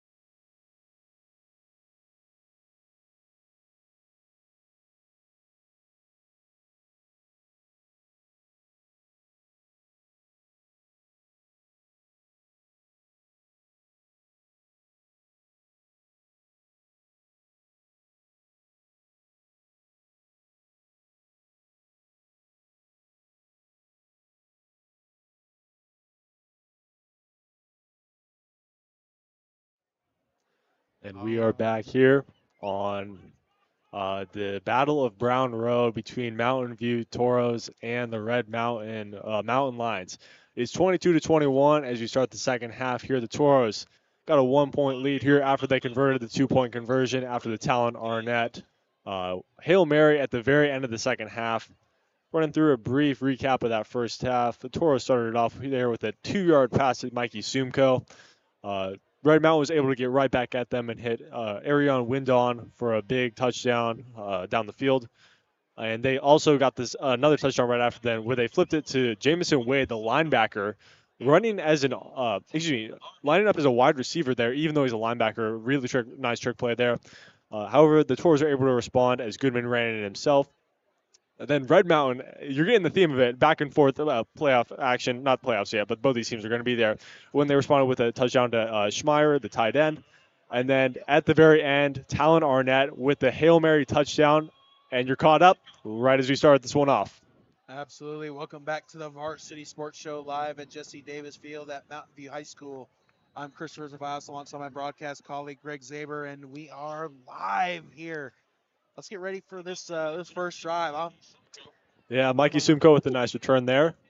And, it took me a while to just kind of recover from that first half. That was one of the most exciting halves of football. Certainly top high school halves of football ever. Just amazing back and forth rivalry action here as these teams are battling it out here. Major playoff implications on the line. We'll be bringing those up. There's going to be a handoff on a jet sweep. That'll be just a gain of a couple. And yeah, to your point, I was on a high school football team out here, Chandler High School, and I've seen some crazy nail biter halves, and that was up there as far as me witnessing some crazy halves. High school football in Arizona is definitely one of the top markets. Now it's really emerged as being one of the best. So definitely not a better display than that first half there, and I'm like so excited for the second half here. It'll be second down and 7. Goodman gonna throw. Just off the chest. Talon Arnett. And looking for Talon Arnett there, who struggled a bit there in the first quarter, had a bunch of catches there in the second. The most significant being his 19th touchdown, the Hail Mary there. Just a pass a little bit too strong for him there. Almost intercepted off of his chest there, but fortunately for the Toros, it'll just be an incompletion. It'll bring up third down and long. Air trips to the far side. He's pushing his tight end as a running back. And maybe a penalty flags here. That's going to be a false start on Mountain View, so they're going to back up here on this third down, just digging themselves in a hole. And that'll bring up a third down and 12 or so. Not where you wanted to start this one off, but a good start to this defense for Red Mountain. Got a couple of nice plays here. Can they finish this drive off and get a 3-and-out here? It will be the first defensive stop in a while, as it's just been touchdown after touchdown. So can the defense make a stop here? Trips to the far side. Goodman's going to throw. Slides up in the pocket. He's dangerous with his leg, but he's going to throw it. And Sumko, what a catch. And they're going to deem that a catch. What a play by Sumko. Oh, my goodness. Mikey Sumko, it's going to be close. And they're going to say he's a yard short. I'm going for it here. But, oh, my goodness, what a catch by Mikey Sumko. That ball was tipped. Can't believe he caught that, just sprawled out on the floor and able to get 2 hands on it. 4th down and 1. There's no question about it. They're going for this one. Big play here. Expected decision here. Red Mountain's going to bring the heat on defense. They are stacking that line of scrimmage. And we'll see if this maybe is just a false count, hard count, see if they can get a jump off sides. Nope, they're going to run it. Quarterback sneak up the middle, and it looks like they got it. And they definitely got it. The trench warfare on the line of scrimmage, won by Mountain View on that play, gaining themselves a new set of downs. And Mountain View still taking that momentum, as we said at the tail end of the first half. After that amazing Hail Mary, they stuck their hands out and said, "Hey, come at me. What you got? What you got for me?" And they're still have their their foot on the pedal. Excuse me, I can't even talk. Another catch there by Sumko. He's just breaking through tackles, slipping through, getting another 5 yards after that initial contact. He's being real physical.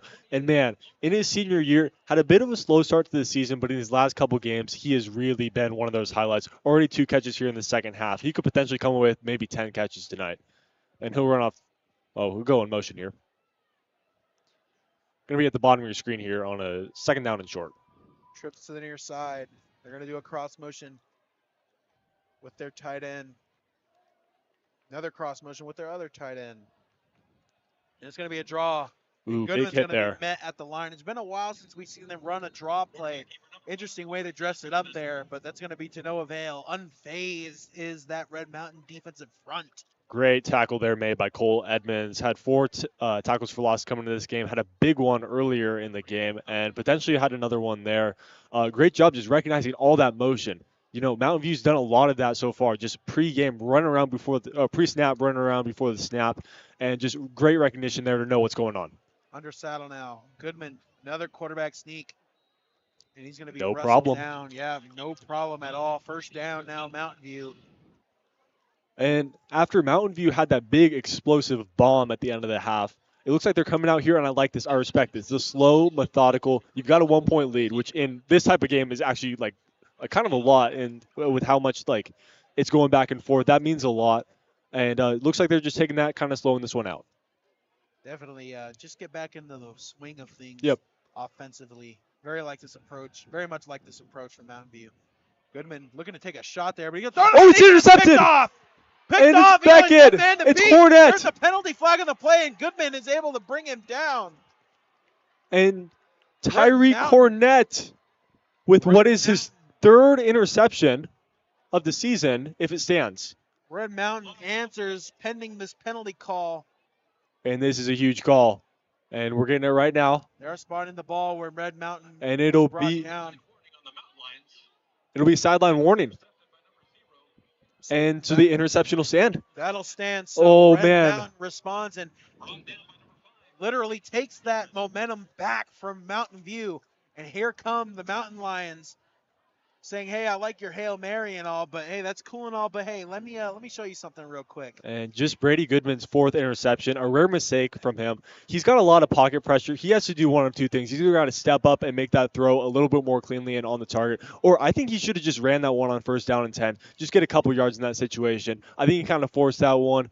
But hey, he was firing on all cylinders in the first half, so you can't really blame him with trying to make a play. Unfortunately, that one's going to come for his 4th interception. Shoulda, coulda, woulda. In the words of Devontae Adams, flush it and respond. Mountain View going to go for it all here. Or, excuse me, Red Mountain. Incomplete. And interesting move there. Trying the cornerback, Dominic Gerard. He's been great tonight. 2 pass deflections just alone last week. And great coverage there. As he was looking for number 19. That's Crendus Pose had a nice game, but good job stopping that by the Toros. Be 2nd down and 10. I'm expecting Red Mountain to come out aggressive here. Why not? Kick out of that whole sequence at the end of the half here. Now you have the momentum. Why not take advantage of it? Great in a one-on-one matchup on the far side, but they're just going to hand it off here in the middle. And it'll be a nice tackle made initially. Looks like it was Lake who got in there again. Now a third and 6 it looks like for Red Mountain. I'm expecting them to throw here. They're going to come out an empty set here. Looks like 5 wide, 3 on the near side, 2 on the far side. There's going to be a whistle. Official timeout. So from here, it would be a 37-yard field goal. And it'll be interesting to see. You really don't want to take a sack here because you're kind of hovering on the edge of like what is a normal high school kicker's field goal range. Haven't seen their kicker with any type of non-PAT tonight, so it'll be interesting to see. Do you think that impacts the play call?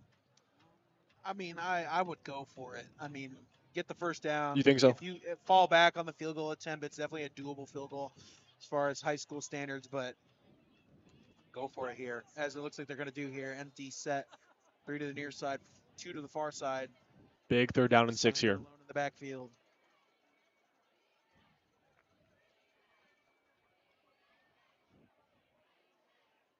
Maybe making a check at the line. Motion from Bogle, then he'll line up there as the running back. We're going to shift to and it's going to be a screen. Big tackle there made, and that'll hit. Number 11, Rain Curiel, had a huge week last week. Been a bit quiet tonight, but he made his name felt there. 8 tackles last week, has 55 on the season. And, man, what a big stop there. And it'll force the field goal unit onto the field here. and a chance for Red Mountain to take a 2-point lead here. Very nice stand by the Mountain View defense. Now forcing Red Mountain to a field goal, which is it's become less of a sure thing at any level of football, but definitely in high school, you don't really see too many field goals attempted. If your kicker has it, then go for it, but definitely not something you see too often at this level. Michael Singh with the 37-yarder. Snap spot. Field goes up and no problem. Good. And Red Mountain's got a 2-point lead. But a good start for both these defenses here. You saw Red Mountain able to get that takeaway. The first turnover for either of those teams, able to take advantage of a miscue by Brody Anderson. And then a good job there by the Toros defense. Gave up that field goal, but you can't really blame them starting in their own red zone. And really got a 3-and-out essentially there. So in the first half that really saw no defense, interesting to see that both those teams are able to put a stand there. Absolutely. I'm curious to see how Mountain View is going to respond now. They had the momentum all in their favor, and then now that interception really forced the shift to Red Mountain. And curious to see how Goodman and company are going to respond. What do you think the way after seeing that first real miscue from Goodman? Do you think that really changes the play call, or do you think that they? Yeah, I agree with you. Yeah, you're shaking your head back here. Andy Litton preached about the trust that he has in his quarterback. Why abandon that now? You made it. It's gotten you this far. Stick to it. Like I said earlier, in the words of Devontae Adams, flush it and respond. Unfazed, great song, but unfazed is the theme going into this offensive drive for Mountain View. As they await the kick, their two top receivers are back to field it. Kick is off. We'll go to Sumko again. Straight to Sumko. Going to field it inside the 5. Going to take it. He has a lane. And the flag thrown. Flag on the play. Going to be brought down just before the 30 as we await the penalty call. And flag was thrown on the Toros side of the ball, so I assume it would be some kind of illegal hold. Yep, it'll be block or hold in, and that'll push him back. And illegal block, officially the call, and it'll move him back. So rough field position to start here for the Toros. Nothing wrong with a little adversity coming into this next drive, coming off a turnover. This is a big drive now for Mountain View. Granted, it's not going to be pivotal as far as plenty of time. The outcome of the game, but it's definitely one if they want to keep this whole shootout team going in this game. 7:27 to go in the third quarter. And they will start at their own 11. And Goodman will stare down a 90-yard field, the longest of the day. Really, both teams have had good field position up until this point. This is a big drive for Mountain View. Goodman going to come out under saddle. They're probably going to run it. To Bodley. Halfback stretch. Bodley going to find some room. He's down the sideline. He's down the sideline, passes the 40 before he's pushed out of bounds. So a big run, big field position, no problem. Mountain View comes out with a big run, and now they're back in business offensively. And don't forget about Reese Bodley. Very underused, in my opinion, by the Mountain View coaching staff. I don't really know exactly what was going on there, why it took so long for us to see him, but he has been amazing in the few snaps that we've gotten, and he showed it right there, 30 yards. And, man, this is some pretty good field position all of a sudden. Now they're going to come out in a pistol formation. Why not go right back to him? And that one's not going to work as well. Good tackle there made by the defensive line, led by Anthony Gamba. Big run there by Mountain View, so really kind of put them back on just a reset play and one play, get it done. As far as making up most of those yards back, now they're no longer backed up in their own position. Pretty much opens the playbook wide open. Mm-hmm. And along with Gamba, that was Cole Edmonds again in that backfield making another tackle for loss. He's had an amazing day for that defensive line for the Red Mountain. Unbalanced set, and they're going to hand it off once again. That's going to be Bodley. Shifts. And he's going to be brought down just past the 50-yard line. So back in Mountain Lion territory are the Toros on offense. And amazing blocking there, just creating a gaping hole for Reese Bodley. Eventually tackled there, made by Anthony Gamba again, but it's going to be a first down. I really like their reliance on Reese Bodley here. I really feel that they should have used him more, averaging 9.1 yards a carry. And they'll go to him again here. Stretch play to the short side, lowers his shoulder, and we got some cracks to the pads. He just ran over Isaac Haney. And that's a battle of one of the best running backs and one of the best linebackers between Haney and Bodley. And Bodley just, oh my goodness, just laid him out there. So Reese Bodley really leading this Toros team down the field all the way down to the Red Mountain 42. Now they're going back under saddle. Interesting way they come in a single back set. More on that in a second. So you may hand off to Barney. He's going to barrel his way through. He's definitely their bruiser back. Absolutely. But interesting set coming out in that single back formation. I think I would say it's more of a wing, kind of lining up directly next to Brady Goodman, one that I don't think I've seen before. Interesting formation there. Yeah, and they're really using Barley to more cut up horizontally, find some holes, but they're really just using Barney as they'll use him here to just bully that ball, as he'll do right here. Interesting design there with the handoff to Barney, pretty much of a fake play action bootleg with two pullers, so they're really starting to get cute with the run game now for Mountain View. Why not? And what do you think about this reliance on the run game as opposed to letting Goodman throw it? I like it. Settle them down a little bit. Definitely a big high momentum situation at the end of that half, coming into this half in a big game. Why not settle down your quarterback? As they're going to keep doing here. Barney's had a wide open hole, and he makes a decision that as he's going to be brought down just at the 15-yard line. Got about 15 yards there. Maybe might have gotten a little bit more. Looks like the ref got in his way a little bit, but great blocking there by Mountain View. And Red Mountain's not liking this one as they have moved it 75 yards, all pure rushing, and that's going to force a timeout. What a response here by this Mountain View running team, specifically Reese Bodley and then number 10, Beckham Barney. Both running backs combined for a huge drive here. Absolutely, and I applaud the offensive approach to this drive. Like I said before kickoff, I expected them to go back and keep throwing it, but hey, not a bad decision to settle down your quarterback. Really showing the trust, and now he's starting to command the offense a little bit in the run game. As we've seen with a lot of different formations and variations of the different run plays, horizontal, vertical. Very nice design drive and very nice methodical drive. Really starting to take back that momentum slowly as we approach under the 5-minute mark in the third quarter. So this game's going by fast. Absolutely. Both teams really using their running game a lot. For the other side, it's Bogle and Lopez, both the quarterback and the running back, taking a lot of snaps, just running the ball, finding a way. This game's flying by.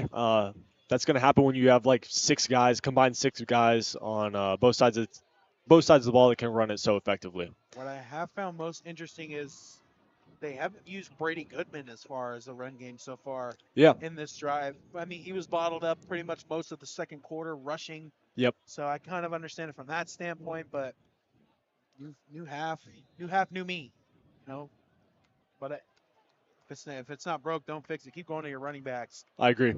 Single back, under saddle, going back to Barney. And their bruiser back is going to barrel his way inside the 10-yard line. So knock, knock, here comes Mountain View.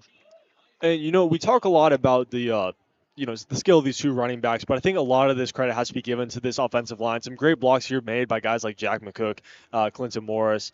You've seen Tavita Tosse, the captain, in there. Just so many guys are just being really physical tonight, and they're really winning this trench game tonight.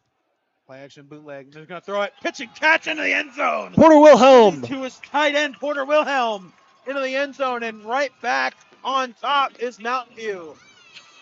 And on senior night tonight here, for the Mountain View tight ends, he will get another touchdown. And that is now, in his senior year, that will now mark his third reception touchdown of the season. And he's had a nice night tonight. And all of a sudden, Mountain View answers the call. It's 28-24. And they will move out John Gerard for the extra point.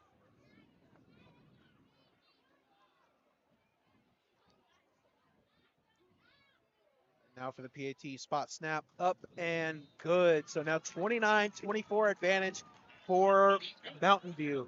And now Red Mountain is back in the same position that they've always been. So coming out, I don't really expect them to pull any punches now. Both teams seem to be settled into the half. Very curious to see what their offensive approach is going to be.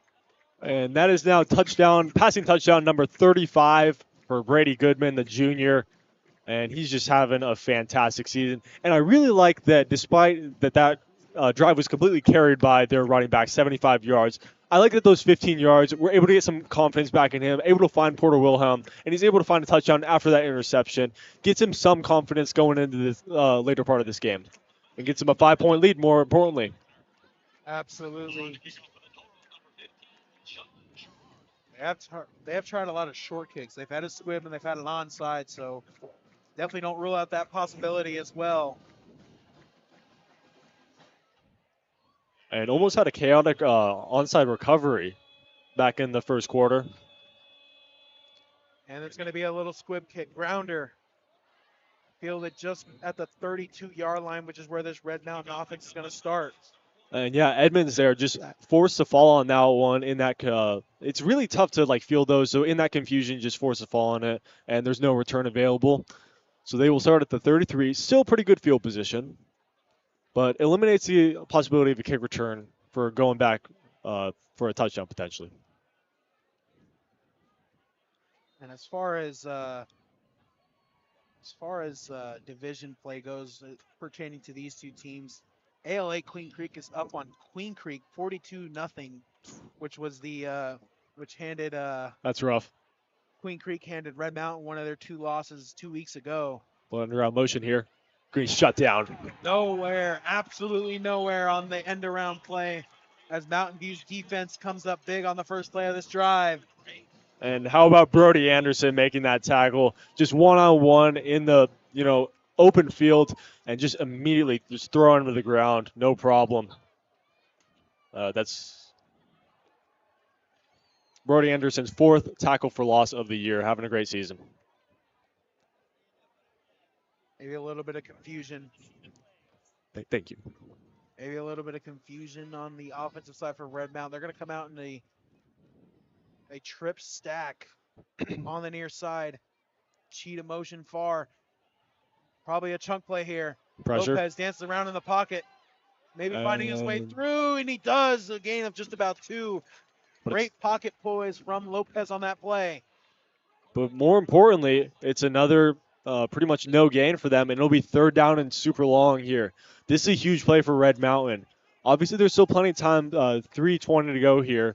But recently, Mountain View just scored that touchdown, and they've got to find an answer here.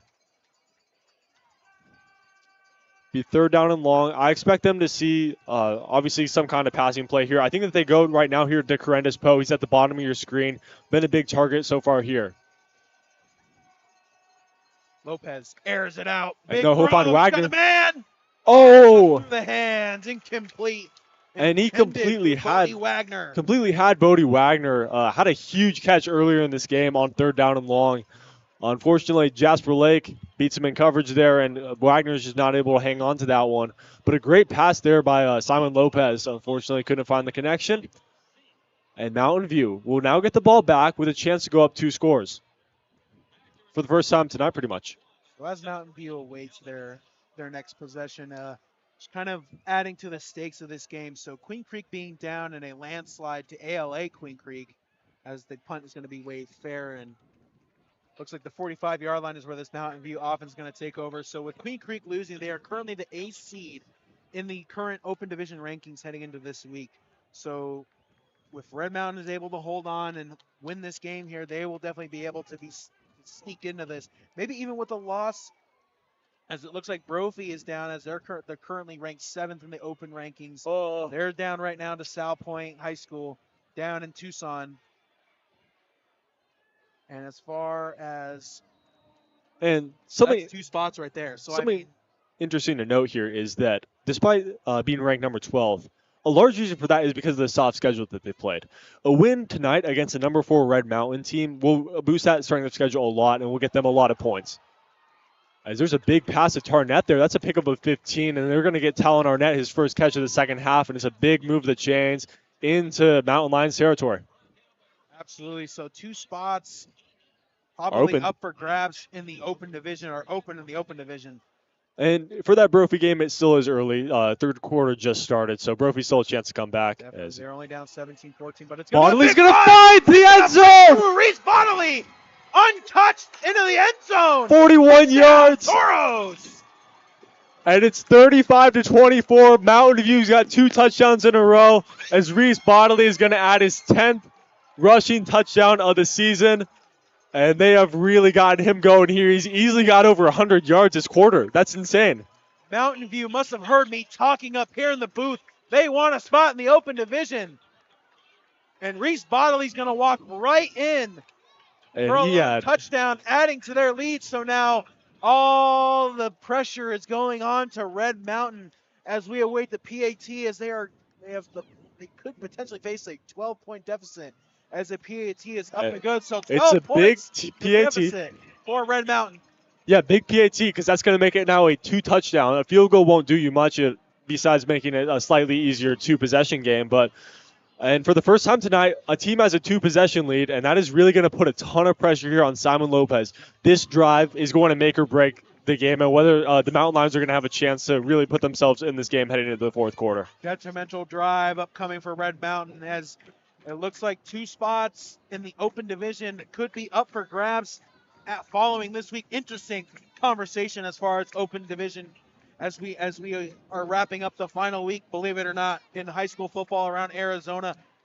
A lot of other close games. You know, Hamilton, who is also in that mix of teams that could get in, it only has a 3-point lead to their rival Chandler High School, who, even though in a down year, don't sleep on the Wolves, as that is always a close matchup as well. So interesting possibilities coming out of this game and many other ones as far as the ranking of the top 8 teams in the state. And hey, let's not forget, I know that we're talking about Brophy and Queen Creek here, but additionally, if Mountain View were to get this win, that would mean as the kickoff will be, it will go out of bounds. There will be a flag here. So that'll lead to good field position for Red Mountain. Back to what I was saying. Don't you think that if Mountain View gets this win, they would now be 2 wins ahead of Red Mountain, and they would also have a statement victory in the final week of the season? Maybe you see them potentially even leapfrog them. So maybe that opens up another spot. And then, this is just such a big credibility win. If they could improve to 9-1 on the season, that's going to give them a lot of credibility because this is such a good team in Red Mountain. Absolutely. And that we haven't really seen that so far this year. They were highly ranked for most of the season. They dropped their last 2 games to Queen Creek and Hamilton, both in that conversation as well. So a lot of different possibilities and scenarios coming out of this game. But, hey, you have to win to get it's not over. Elevate your resume for that. Handoff now, just a rush up the middle. And Bogle won't get much. Pick up about 4. Bogle barrels his way through, maybe have a gain of about 4 on the play. But good run downhill as Bogle just does that perfectly. He does not really worry about juking or making guys miss. He just uses his strength. Really strong guy, even though he's a bit undersized in terms of height. But good run through that initial 4 for the Toros. Now looks to be a 2nd and 6 now for Red Mountain, as we're now under 2 minutes left in the third quarter. This game is going too fast for me. Maybe they should slow down that clock a little bit. I know. Normally I'm worried about the clock moving too slowly, but definitely not here. Ooh, big hit there. Beckham Barney. Listen to the crack of the pads as big boy defense for Mountain View. And Beckham Barney, really effective runner on the offensive side of the football, but a big tackle there, either for a loss or for no gain. Big pad hit, as you said there, big physical play. Just dominance on both sides of the football. High drama now from Red Mountain. Must convert this. Minute to go here in the third. A lot of pressure here for Simon Lopez as he'll clarify the play. Moving around there, running back in the backfield. 2 to the near side. Looks like 1 to the far side. Simon going to throw here.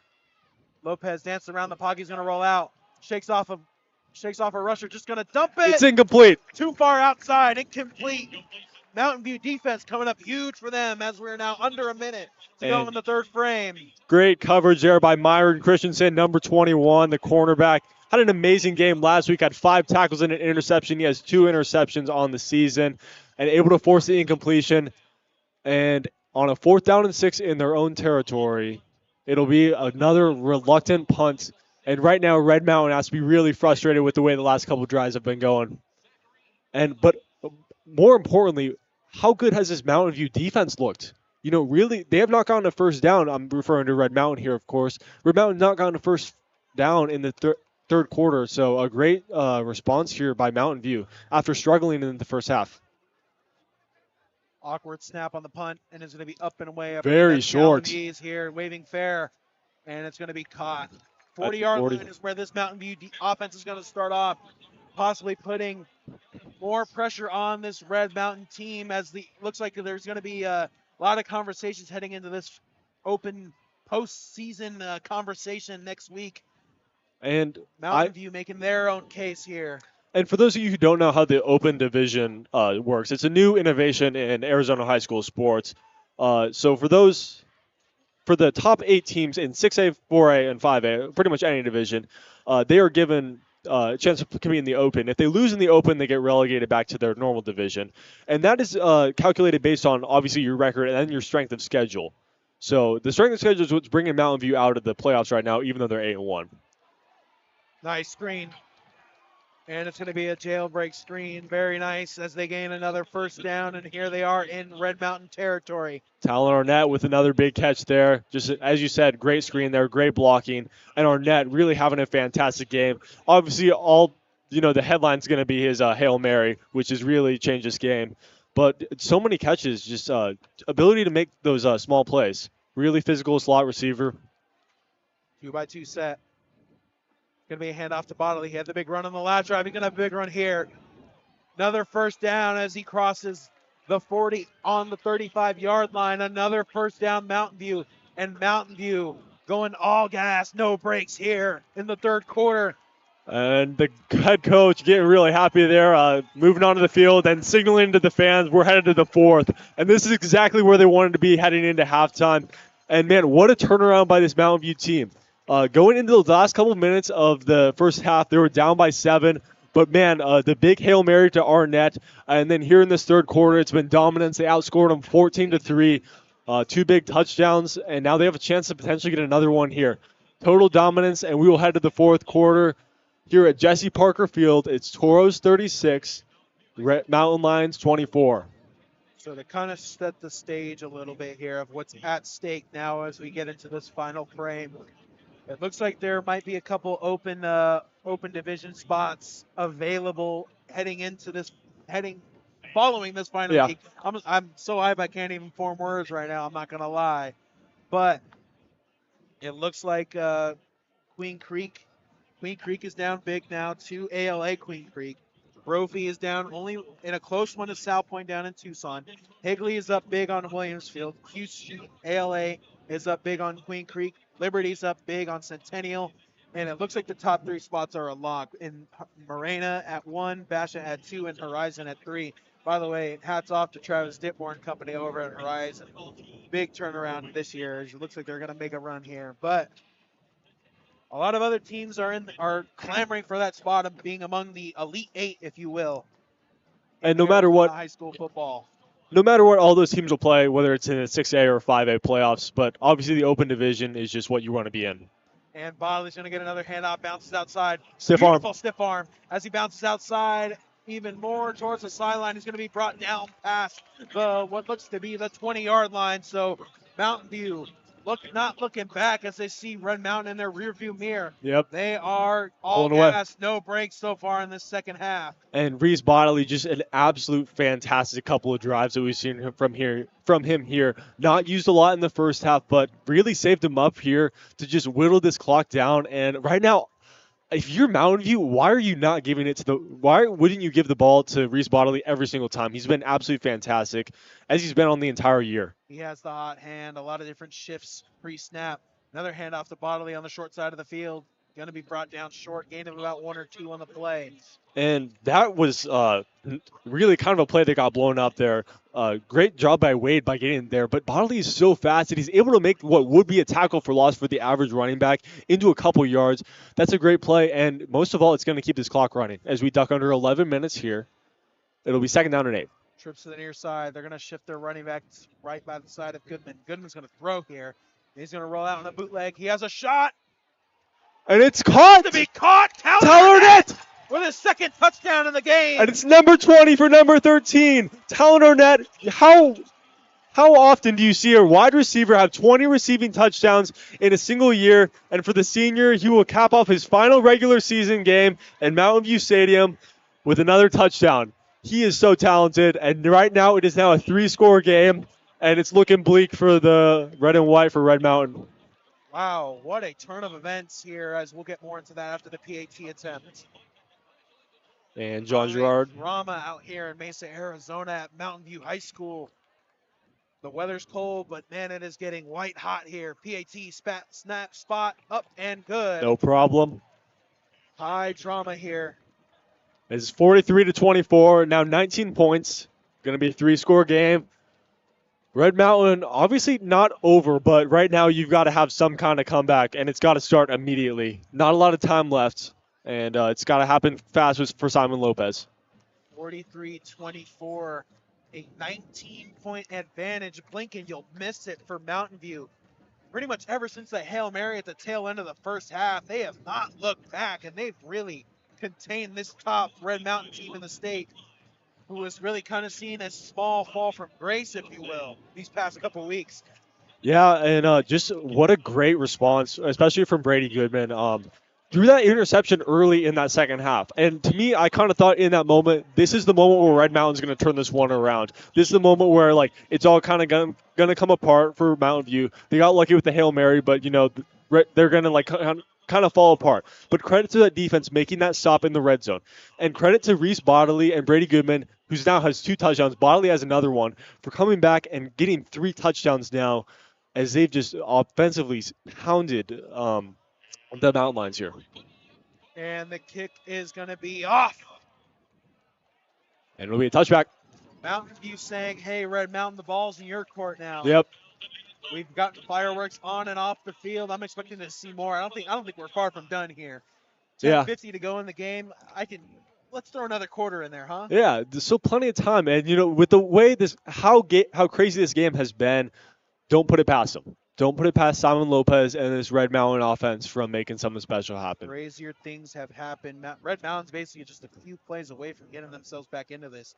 But they have to wake up, maybe slap their cheeks a little bit, and wake up on offense to make something happen here. I'm expecting a big play. They'll definitely be looking for that big play. Simon Lopez lined up in the shotgun. 1 receiver to the near side, 3 to the far. They're going to come out in the screen, jailbreak screen. And it's going to go nowhere. So maybe a little bit of conservative ball here from Red Mountain, heading into probably what could be their biggest drive of the game. And looking for a screen there for Paxton Dorsad. They've really liked that look, especially to him, but just not going to get much there. I really don't like that play call in this type of situation. You need a firework right now, literally and figuratively speaking, meaning the touchdown. And a screenplay to Dorsad is not really going to get you much. It's going to get you about 4 yards, but the clock's going to tick here, and time is precious right now. 3 to the near side. Lopez gets the snap. They're going to hand it off here. And Bogle doesn't get much. Nowhere, so now your backs are really against the wall. That stadium pulse is rocking for Red Mountain. And it is pretty quiet on the other side of the field there. Not a lot to cheer for. And again, I don't really understand what's going on with this play call here. You're just running the ball up the field. We need touchdowns here if you're Red Mountain. That type of conservative play call I don't think is really what they need right now. They could be coming up with something huge here. They're in an empty set, 3 to the near side, 2 to the far side. And to your point, I've kind of been appalled by their offensive script so far in the second half. Just looks tired. They've gotten it. And we will get a timeout. And that was their second timeout taken. They have 1 to go. And that's going to potentially matter. It's going to make this comeback a lot harder. It's an ideal situation that Red Mountain has found themselves in. 9:31 to go in the game. And to your point, I've really been appalled by the offensive script as they were so flawless in execution in that first half. They've really come out and have had the Z's coming out of their offense. A lot of conservative calls. They've tried leaning on the run game a little bit. They've done a lot of screens, which was uncharacteristic of their first half script. Yep. Got to open up the field and open up the playbook a little bit.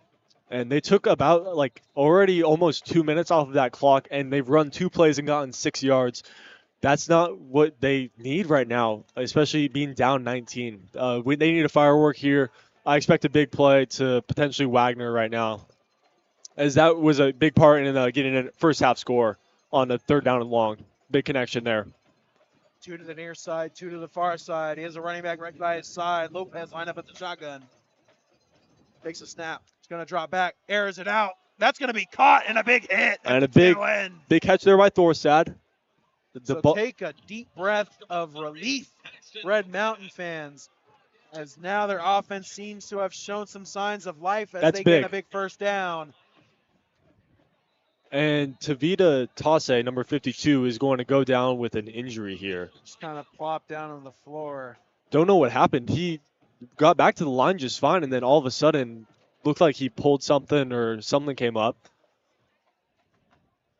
So we'll have an official timeout. The big first down there for Red Mountain. Able to quiet the Toro sideline. Maybe have everybody catch their breath a little bit. Insane game that we've had so far here on the Varsity Sports Show. Wow. Huge implications and a big fight feel for the big fight here at Mountain View High School. And in this bit of a timeout, is there any score change that we could update the fans on? Why don't we check it out here? More specifically, potentially the Brophy one. Also, for those at home, just like to remind you, Varsity Sports Show is also going to be covering every single Brophy game. So feel free to maybe split screen this one, have this one going while Brophy is. Allowed? Can you do a YouTube TV quad box here? Ooh, we need the quad box. Looks like Brophy is down by 11 to South Point, 31-20 South Point advantage. I believe we are also covering that game as well, so yep, maybe a double screen if you can't find the quad. Two receivers to the far side. Soft coverage alignment for Mountain View. Lopez going to run it himself. He's dynamic in that level of his game. He's going to be shoved out of bounds at about midfield. And pushed out of bounds by number 24, Cannon Rabin. Been a bit quiet tonight for them, but way to get him out of bounds there. So it'll be second down and short. 8:56 to go here in the game. Red Mountain down 19.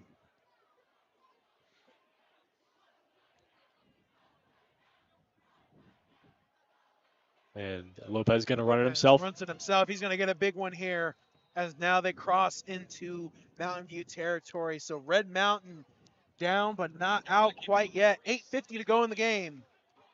And they're still moving in the chains. Got a couple first downs here, and can they get that big play? Still 37 on the 37, so.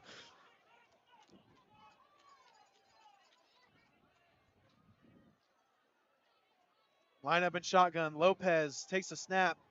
Has a man in his... Oh, almost picked off there. Had a rusher in his face. Luckily batted down. And that was almost potentially intercepted there. Was looking for Bogle, the running back. Jackson Walker, the defensive end, almost got his hands on that one. Risky throw, and it'll be incomplete.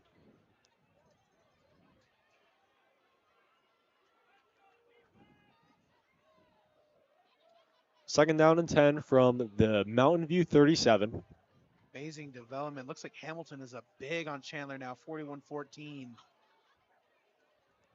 Lopez takes a snap, dances around in the pocket, he's going to roll out. Facing some pressure, throws it. Sliding catch. Made by Thorstad. 30-yard line. Big catch by Thorstad. And Thorstad been relied on a lot this drive here. Nice catch there, but he will stay in bounds, and there will be 8:10 left on the clock. Red Mountain, understanding the situation, is going to try to hurry this one up a bit. Definitely speed up the operation and get a quick score here. Third down. Third down and 4, so. We're now under 8 minutes to go in the game. Time is ticking fast for Red Mountain. Play action. Lopez fires it up the middle. It's going to be caught. Thorstad again with another big catch and another big conversion. Now they're inside the 15-yard line. Maybe start to speed up the operation a little bit. And while it has been a little bit slower than they probably would have wanted, a nice credit to Lopez for, and additionally Thorstad for being able to get this offense down the field and knocking on the door here at the 15. They're going to need a big play here, possibly a one and done in the red zone. It's going to be a handoff outside. Swings his way through as he's brought down at what looks to be the 10-yard line. Again, I don't really understand what the point of running that type of play is there. I think if you're Red Mountain, you've got to throw this ball right now. You got to get a touchdown fast. You cannot get caught in this red zone. And running the ball up the middle right now, that's obviously just going to melt this clock as we duck under 7 minutes. Absolutely. They do have a one-on-one matchup on the near side. Play action. Possibly that's what he's looking for. Just has to barely get it off of his hand. And big pressure there made by Mountain View. Just got in his face, and he has nothing to do with that. And great pressure by number 11 there. That's Rain Curiel, the linebacker, had a big hit, or big tackle earlier, and a big hurry there. So it's 3rd down and 6. Starting to catch some wind out here. Yeah, as we get deeper into this night. It is a cold one for sure as far as Arizona standards go. Looks like they're going to come out in a tight bunch. Need 6 yards. Lopez takes a snap. Steps up in the pocket, fires in the end zone, tipped away. Incomplete, looking for Wagner, who ran into the field goal post, and they are still shaking. Big collision into the goalpost, you're right. Glad he's okay. Those goalposts don't have any give. It's like running into a brick wall. And it's 4th down and 6. Interesting situation. You could take a field goal right now and make it a 2-score game. However, it would be a 16-point game, meaning you would need 2 touchdowns and both 2-point conversions.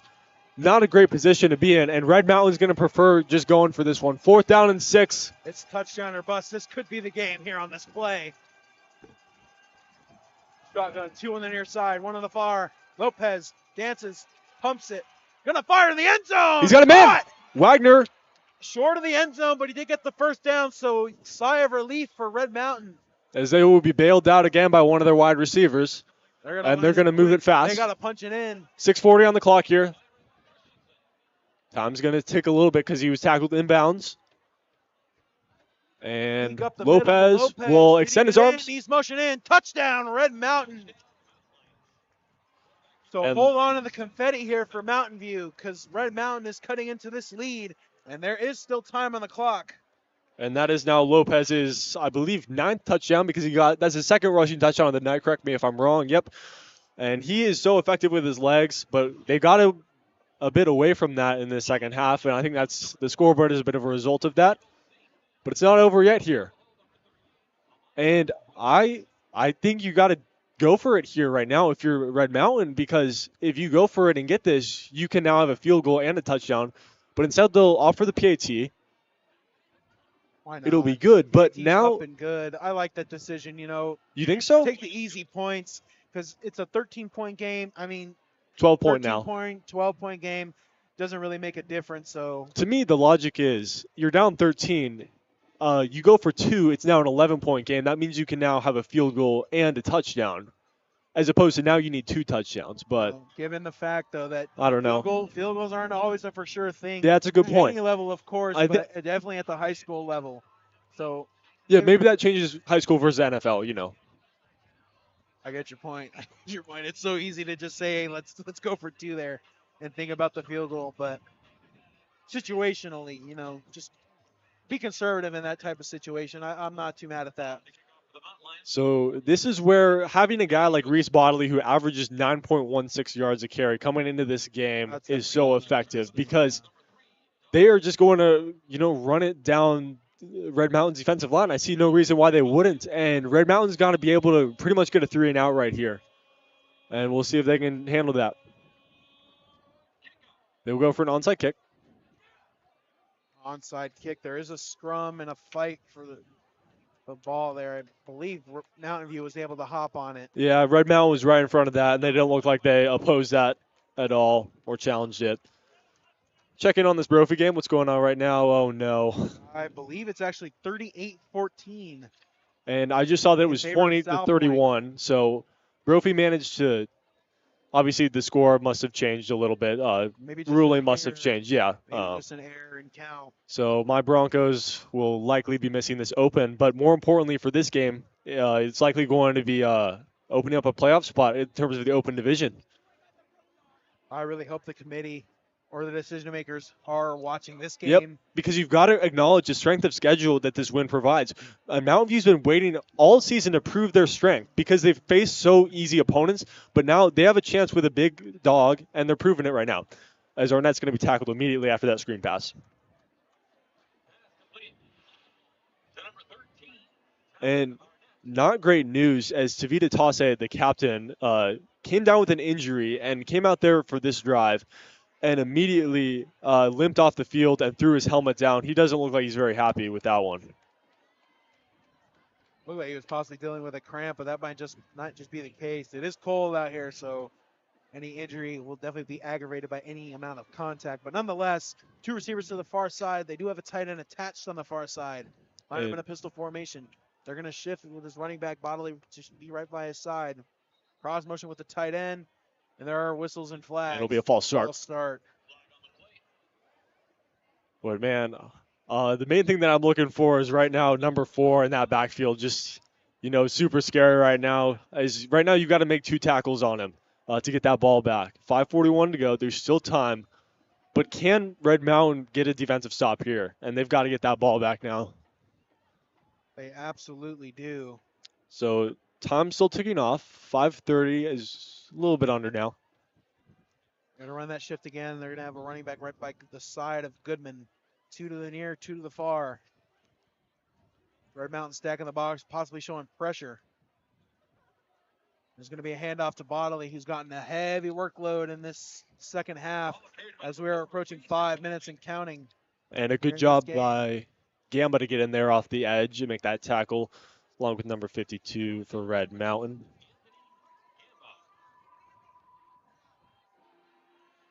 Got your partner, Brandon Staloff. Yeah, he was part of that tackle. Sorry, a bit of a delay there. My bad. And 4:45 here. Now this is a big play now. Yeah. Mountain View's taking their sweet time with this one. Big play now, pistol formation. 3rd and 12. Motion with the tight end. Shift to the running back right by the side of Goodman. Takes a snap. It's going to be a handoff to Bodley. He's got blockers. Behind his lineman.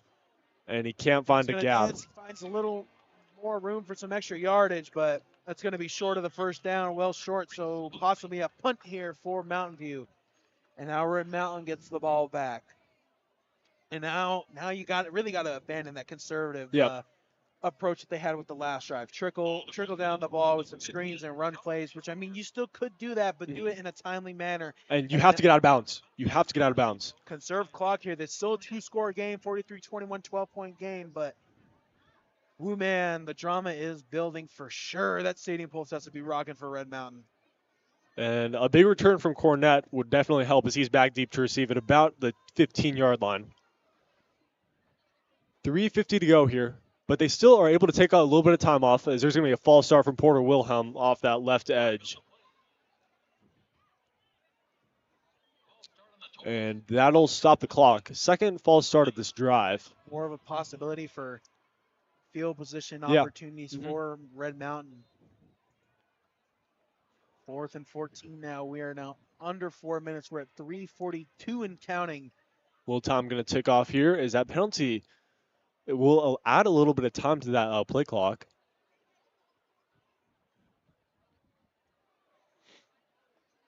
Snap. And the punt is off. Nearly blocked. And it's going to take a couple It's going to be a great. And he's going to field it. Questionable decision, but he's going to be brought down inside the 15. So favorable punt now for Mountain View as now the backs are against the wall of Red Mountain. As we did see earlier, Mountain View was able to crawl out of that. Let's see if Red Mountain can get stop. Or, get a touchdown here. My bad. Really want to see them open up their playbook. A little too conservative for my taste on that last drive. I'm taking a shot here on the first play. And realistically, if you're Red Mountain, you think that you got to get a score here within the next 2 minutes to potentially give about like 75 seconds left for an onside kick and then another touchdown. It'd be a miracle, but like you've said, we've seen crazier things.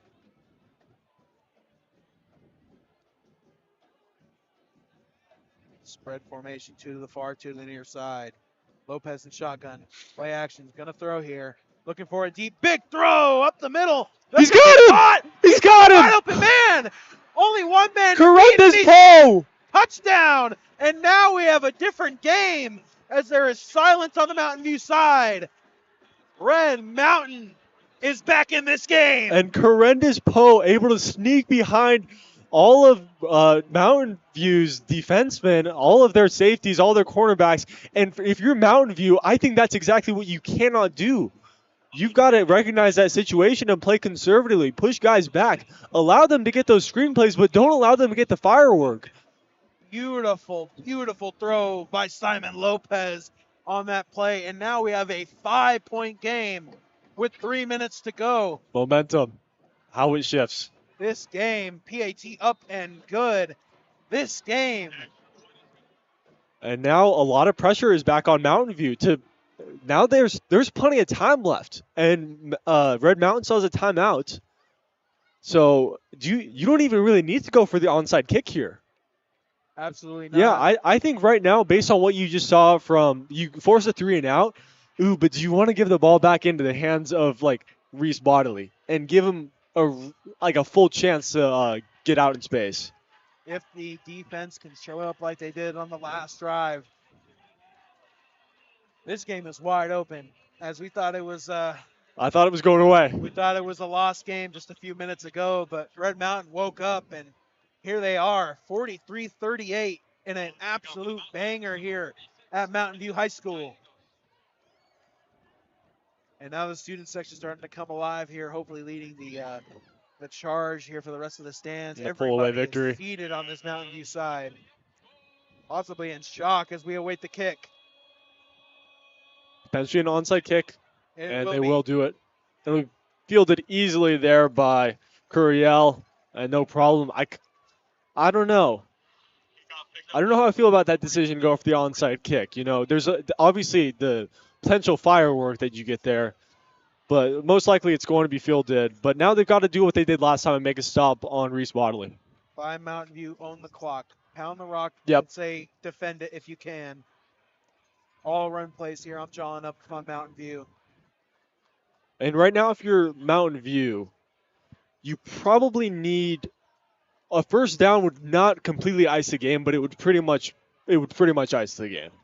If you're Red Mountain, you've pretty much got to go 3 and out here and get the ball back and get a touchdown right now. Only one timeout for Red Mountain, which kind of hurts them right now. Man, it is getting real cold out here. Surprisingly, they're going under saddle and running it as I expected. But hey, it's Beckham Barney.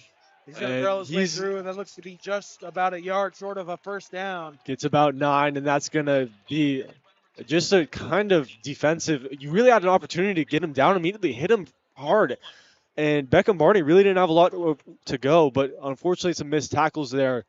And extended run will get them a really opportune second down and 1 here. 2:34 and counting left to go in this game, so Clock melting. time is ticking.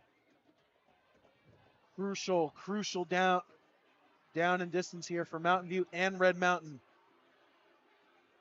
They're going to continue to go under saddle. And Goodman's just going to stand there as he's looking to milk clock. Barney again getting some room. Barney's just got to find a hole, and that's a first down. First down, yes, it will. And that's pretty much going to do it. There will be a timeout here, but this is pretty much going to do it. Considering that a kneel is going to be about 40 seconds, 2:06 means that there's about 6 seconds left on the clock after 3 kneels. Red Mountain does only have 1 timeout to go. And they use it right now. And this one's pretty much going to do it here for the Battle of Brown Road. Not quite over yet. Obviously, still got to not have a bad snap, but how about this win here for Mountain View? It is not over until it is All over. right. I guess I'm getting ahead of I myself. like some wishful thinking here. Come on now. What an effort by Red Mountain to crawl themselves out of that deficit. Yep.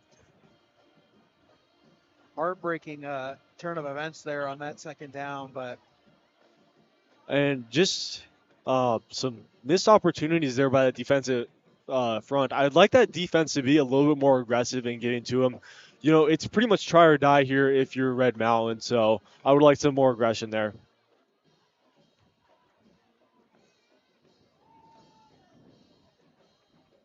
So they won't line up victory formation because they're running some wide receivers. Or again coming out will of that they? interesting single back set. Handoff of the middle, that's Bodley, and he's going to be swarmed and stopped for about no gain. But it is still a running clock as we're now under 2 minutes. There is no 2-minute warning in high school football, excuse me. And Minute 50 and counting to go in this game. Red Mountain strategy, obviously, there being the to strip that ball away and get a fumble going. So hopefully, Reese Bodley's main strategy is hold on to that thing with all your might. Mountain View in no rush whatsoever.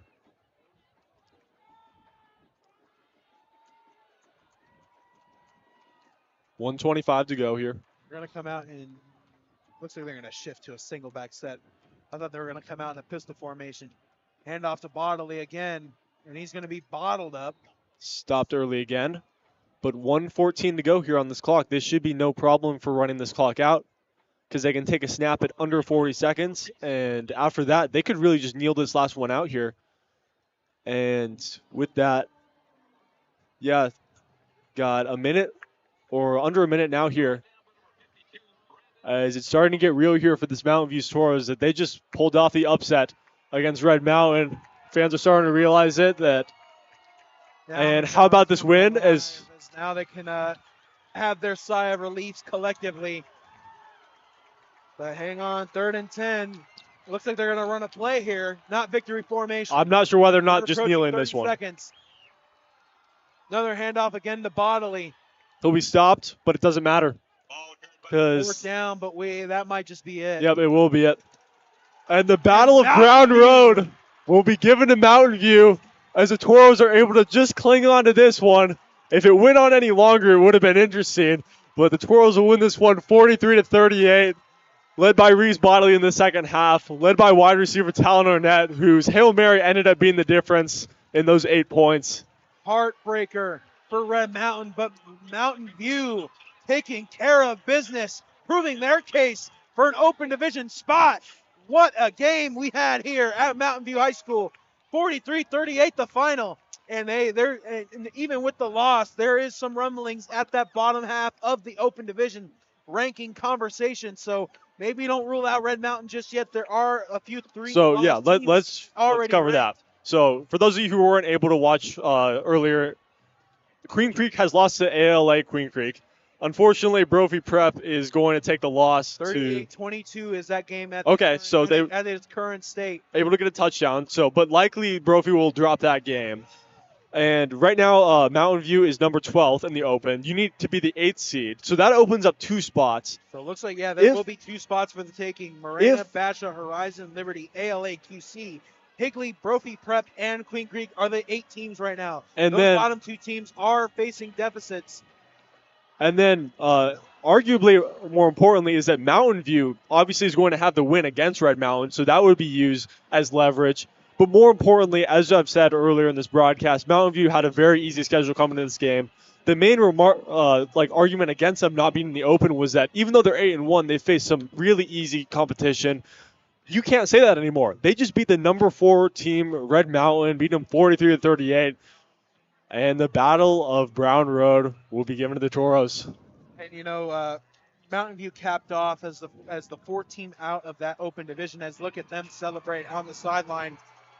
They're only behind Red Mountain, who they just defeated. Desert Mountain, who just won 35-0 over Notre Dame Prep, and Hamilton, who was up big on Chandler, surprisingly. So a lot of conversation with those 4 teams.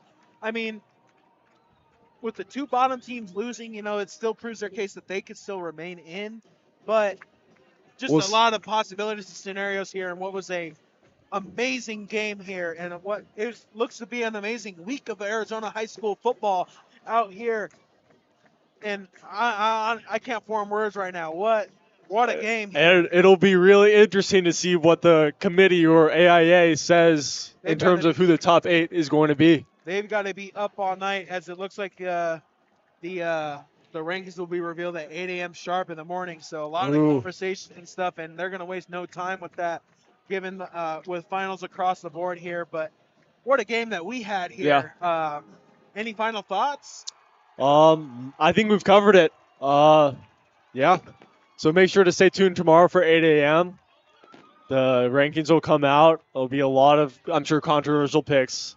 And make sure to stay tuned for postseason coverage. That'll continue on the Varsity Sports Show. Absolutely, as looks like Mountain View is getting presented that trophy for the Battle of Brown Road as we speak. But fireworks on and off the field here tonight, in the big open division implications and cases were made here tonight. Heartbreaker for Red Mountain, but absolute celebration here for Mountain View. I'm Christopher Zavios alongside my broadcast colleague Greg Zaber here. And what a game here on the Varsity Sports Show. Thank you for joining us. Good night. Good night for everybody. Don't look out for our post-game coverage here on the Varsity Sports Show. Thank you for joining us, and good night.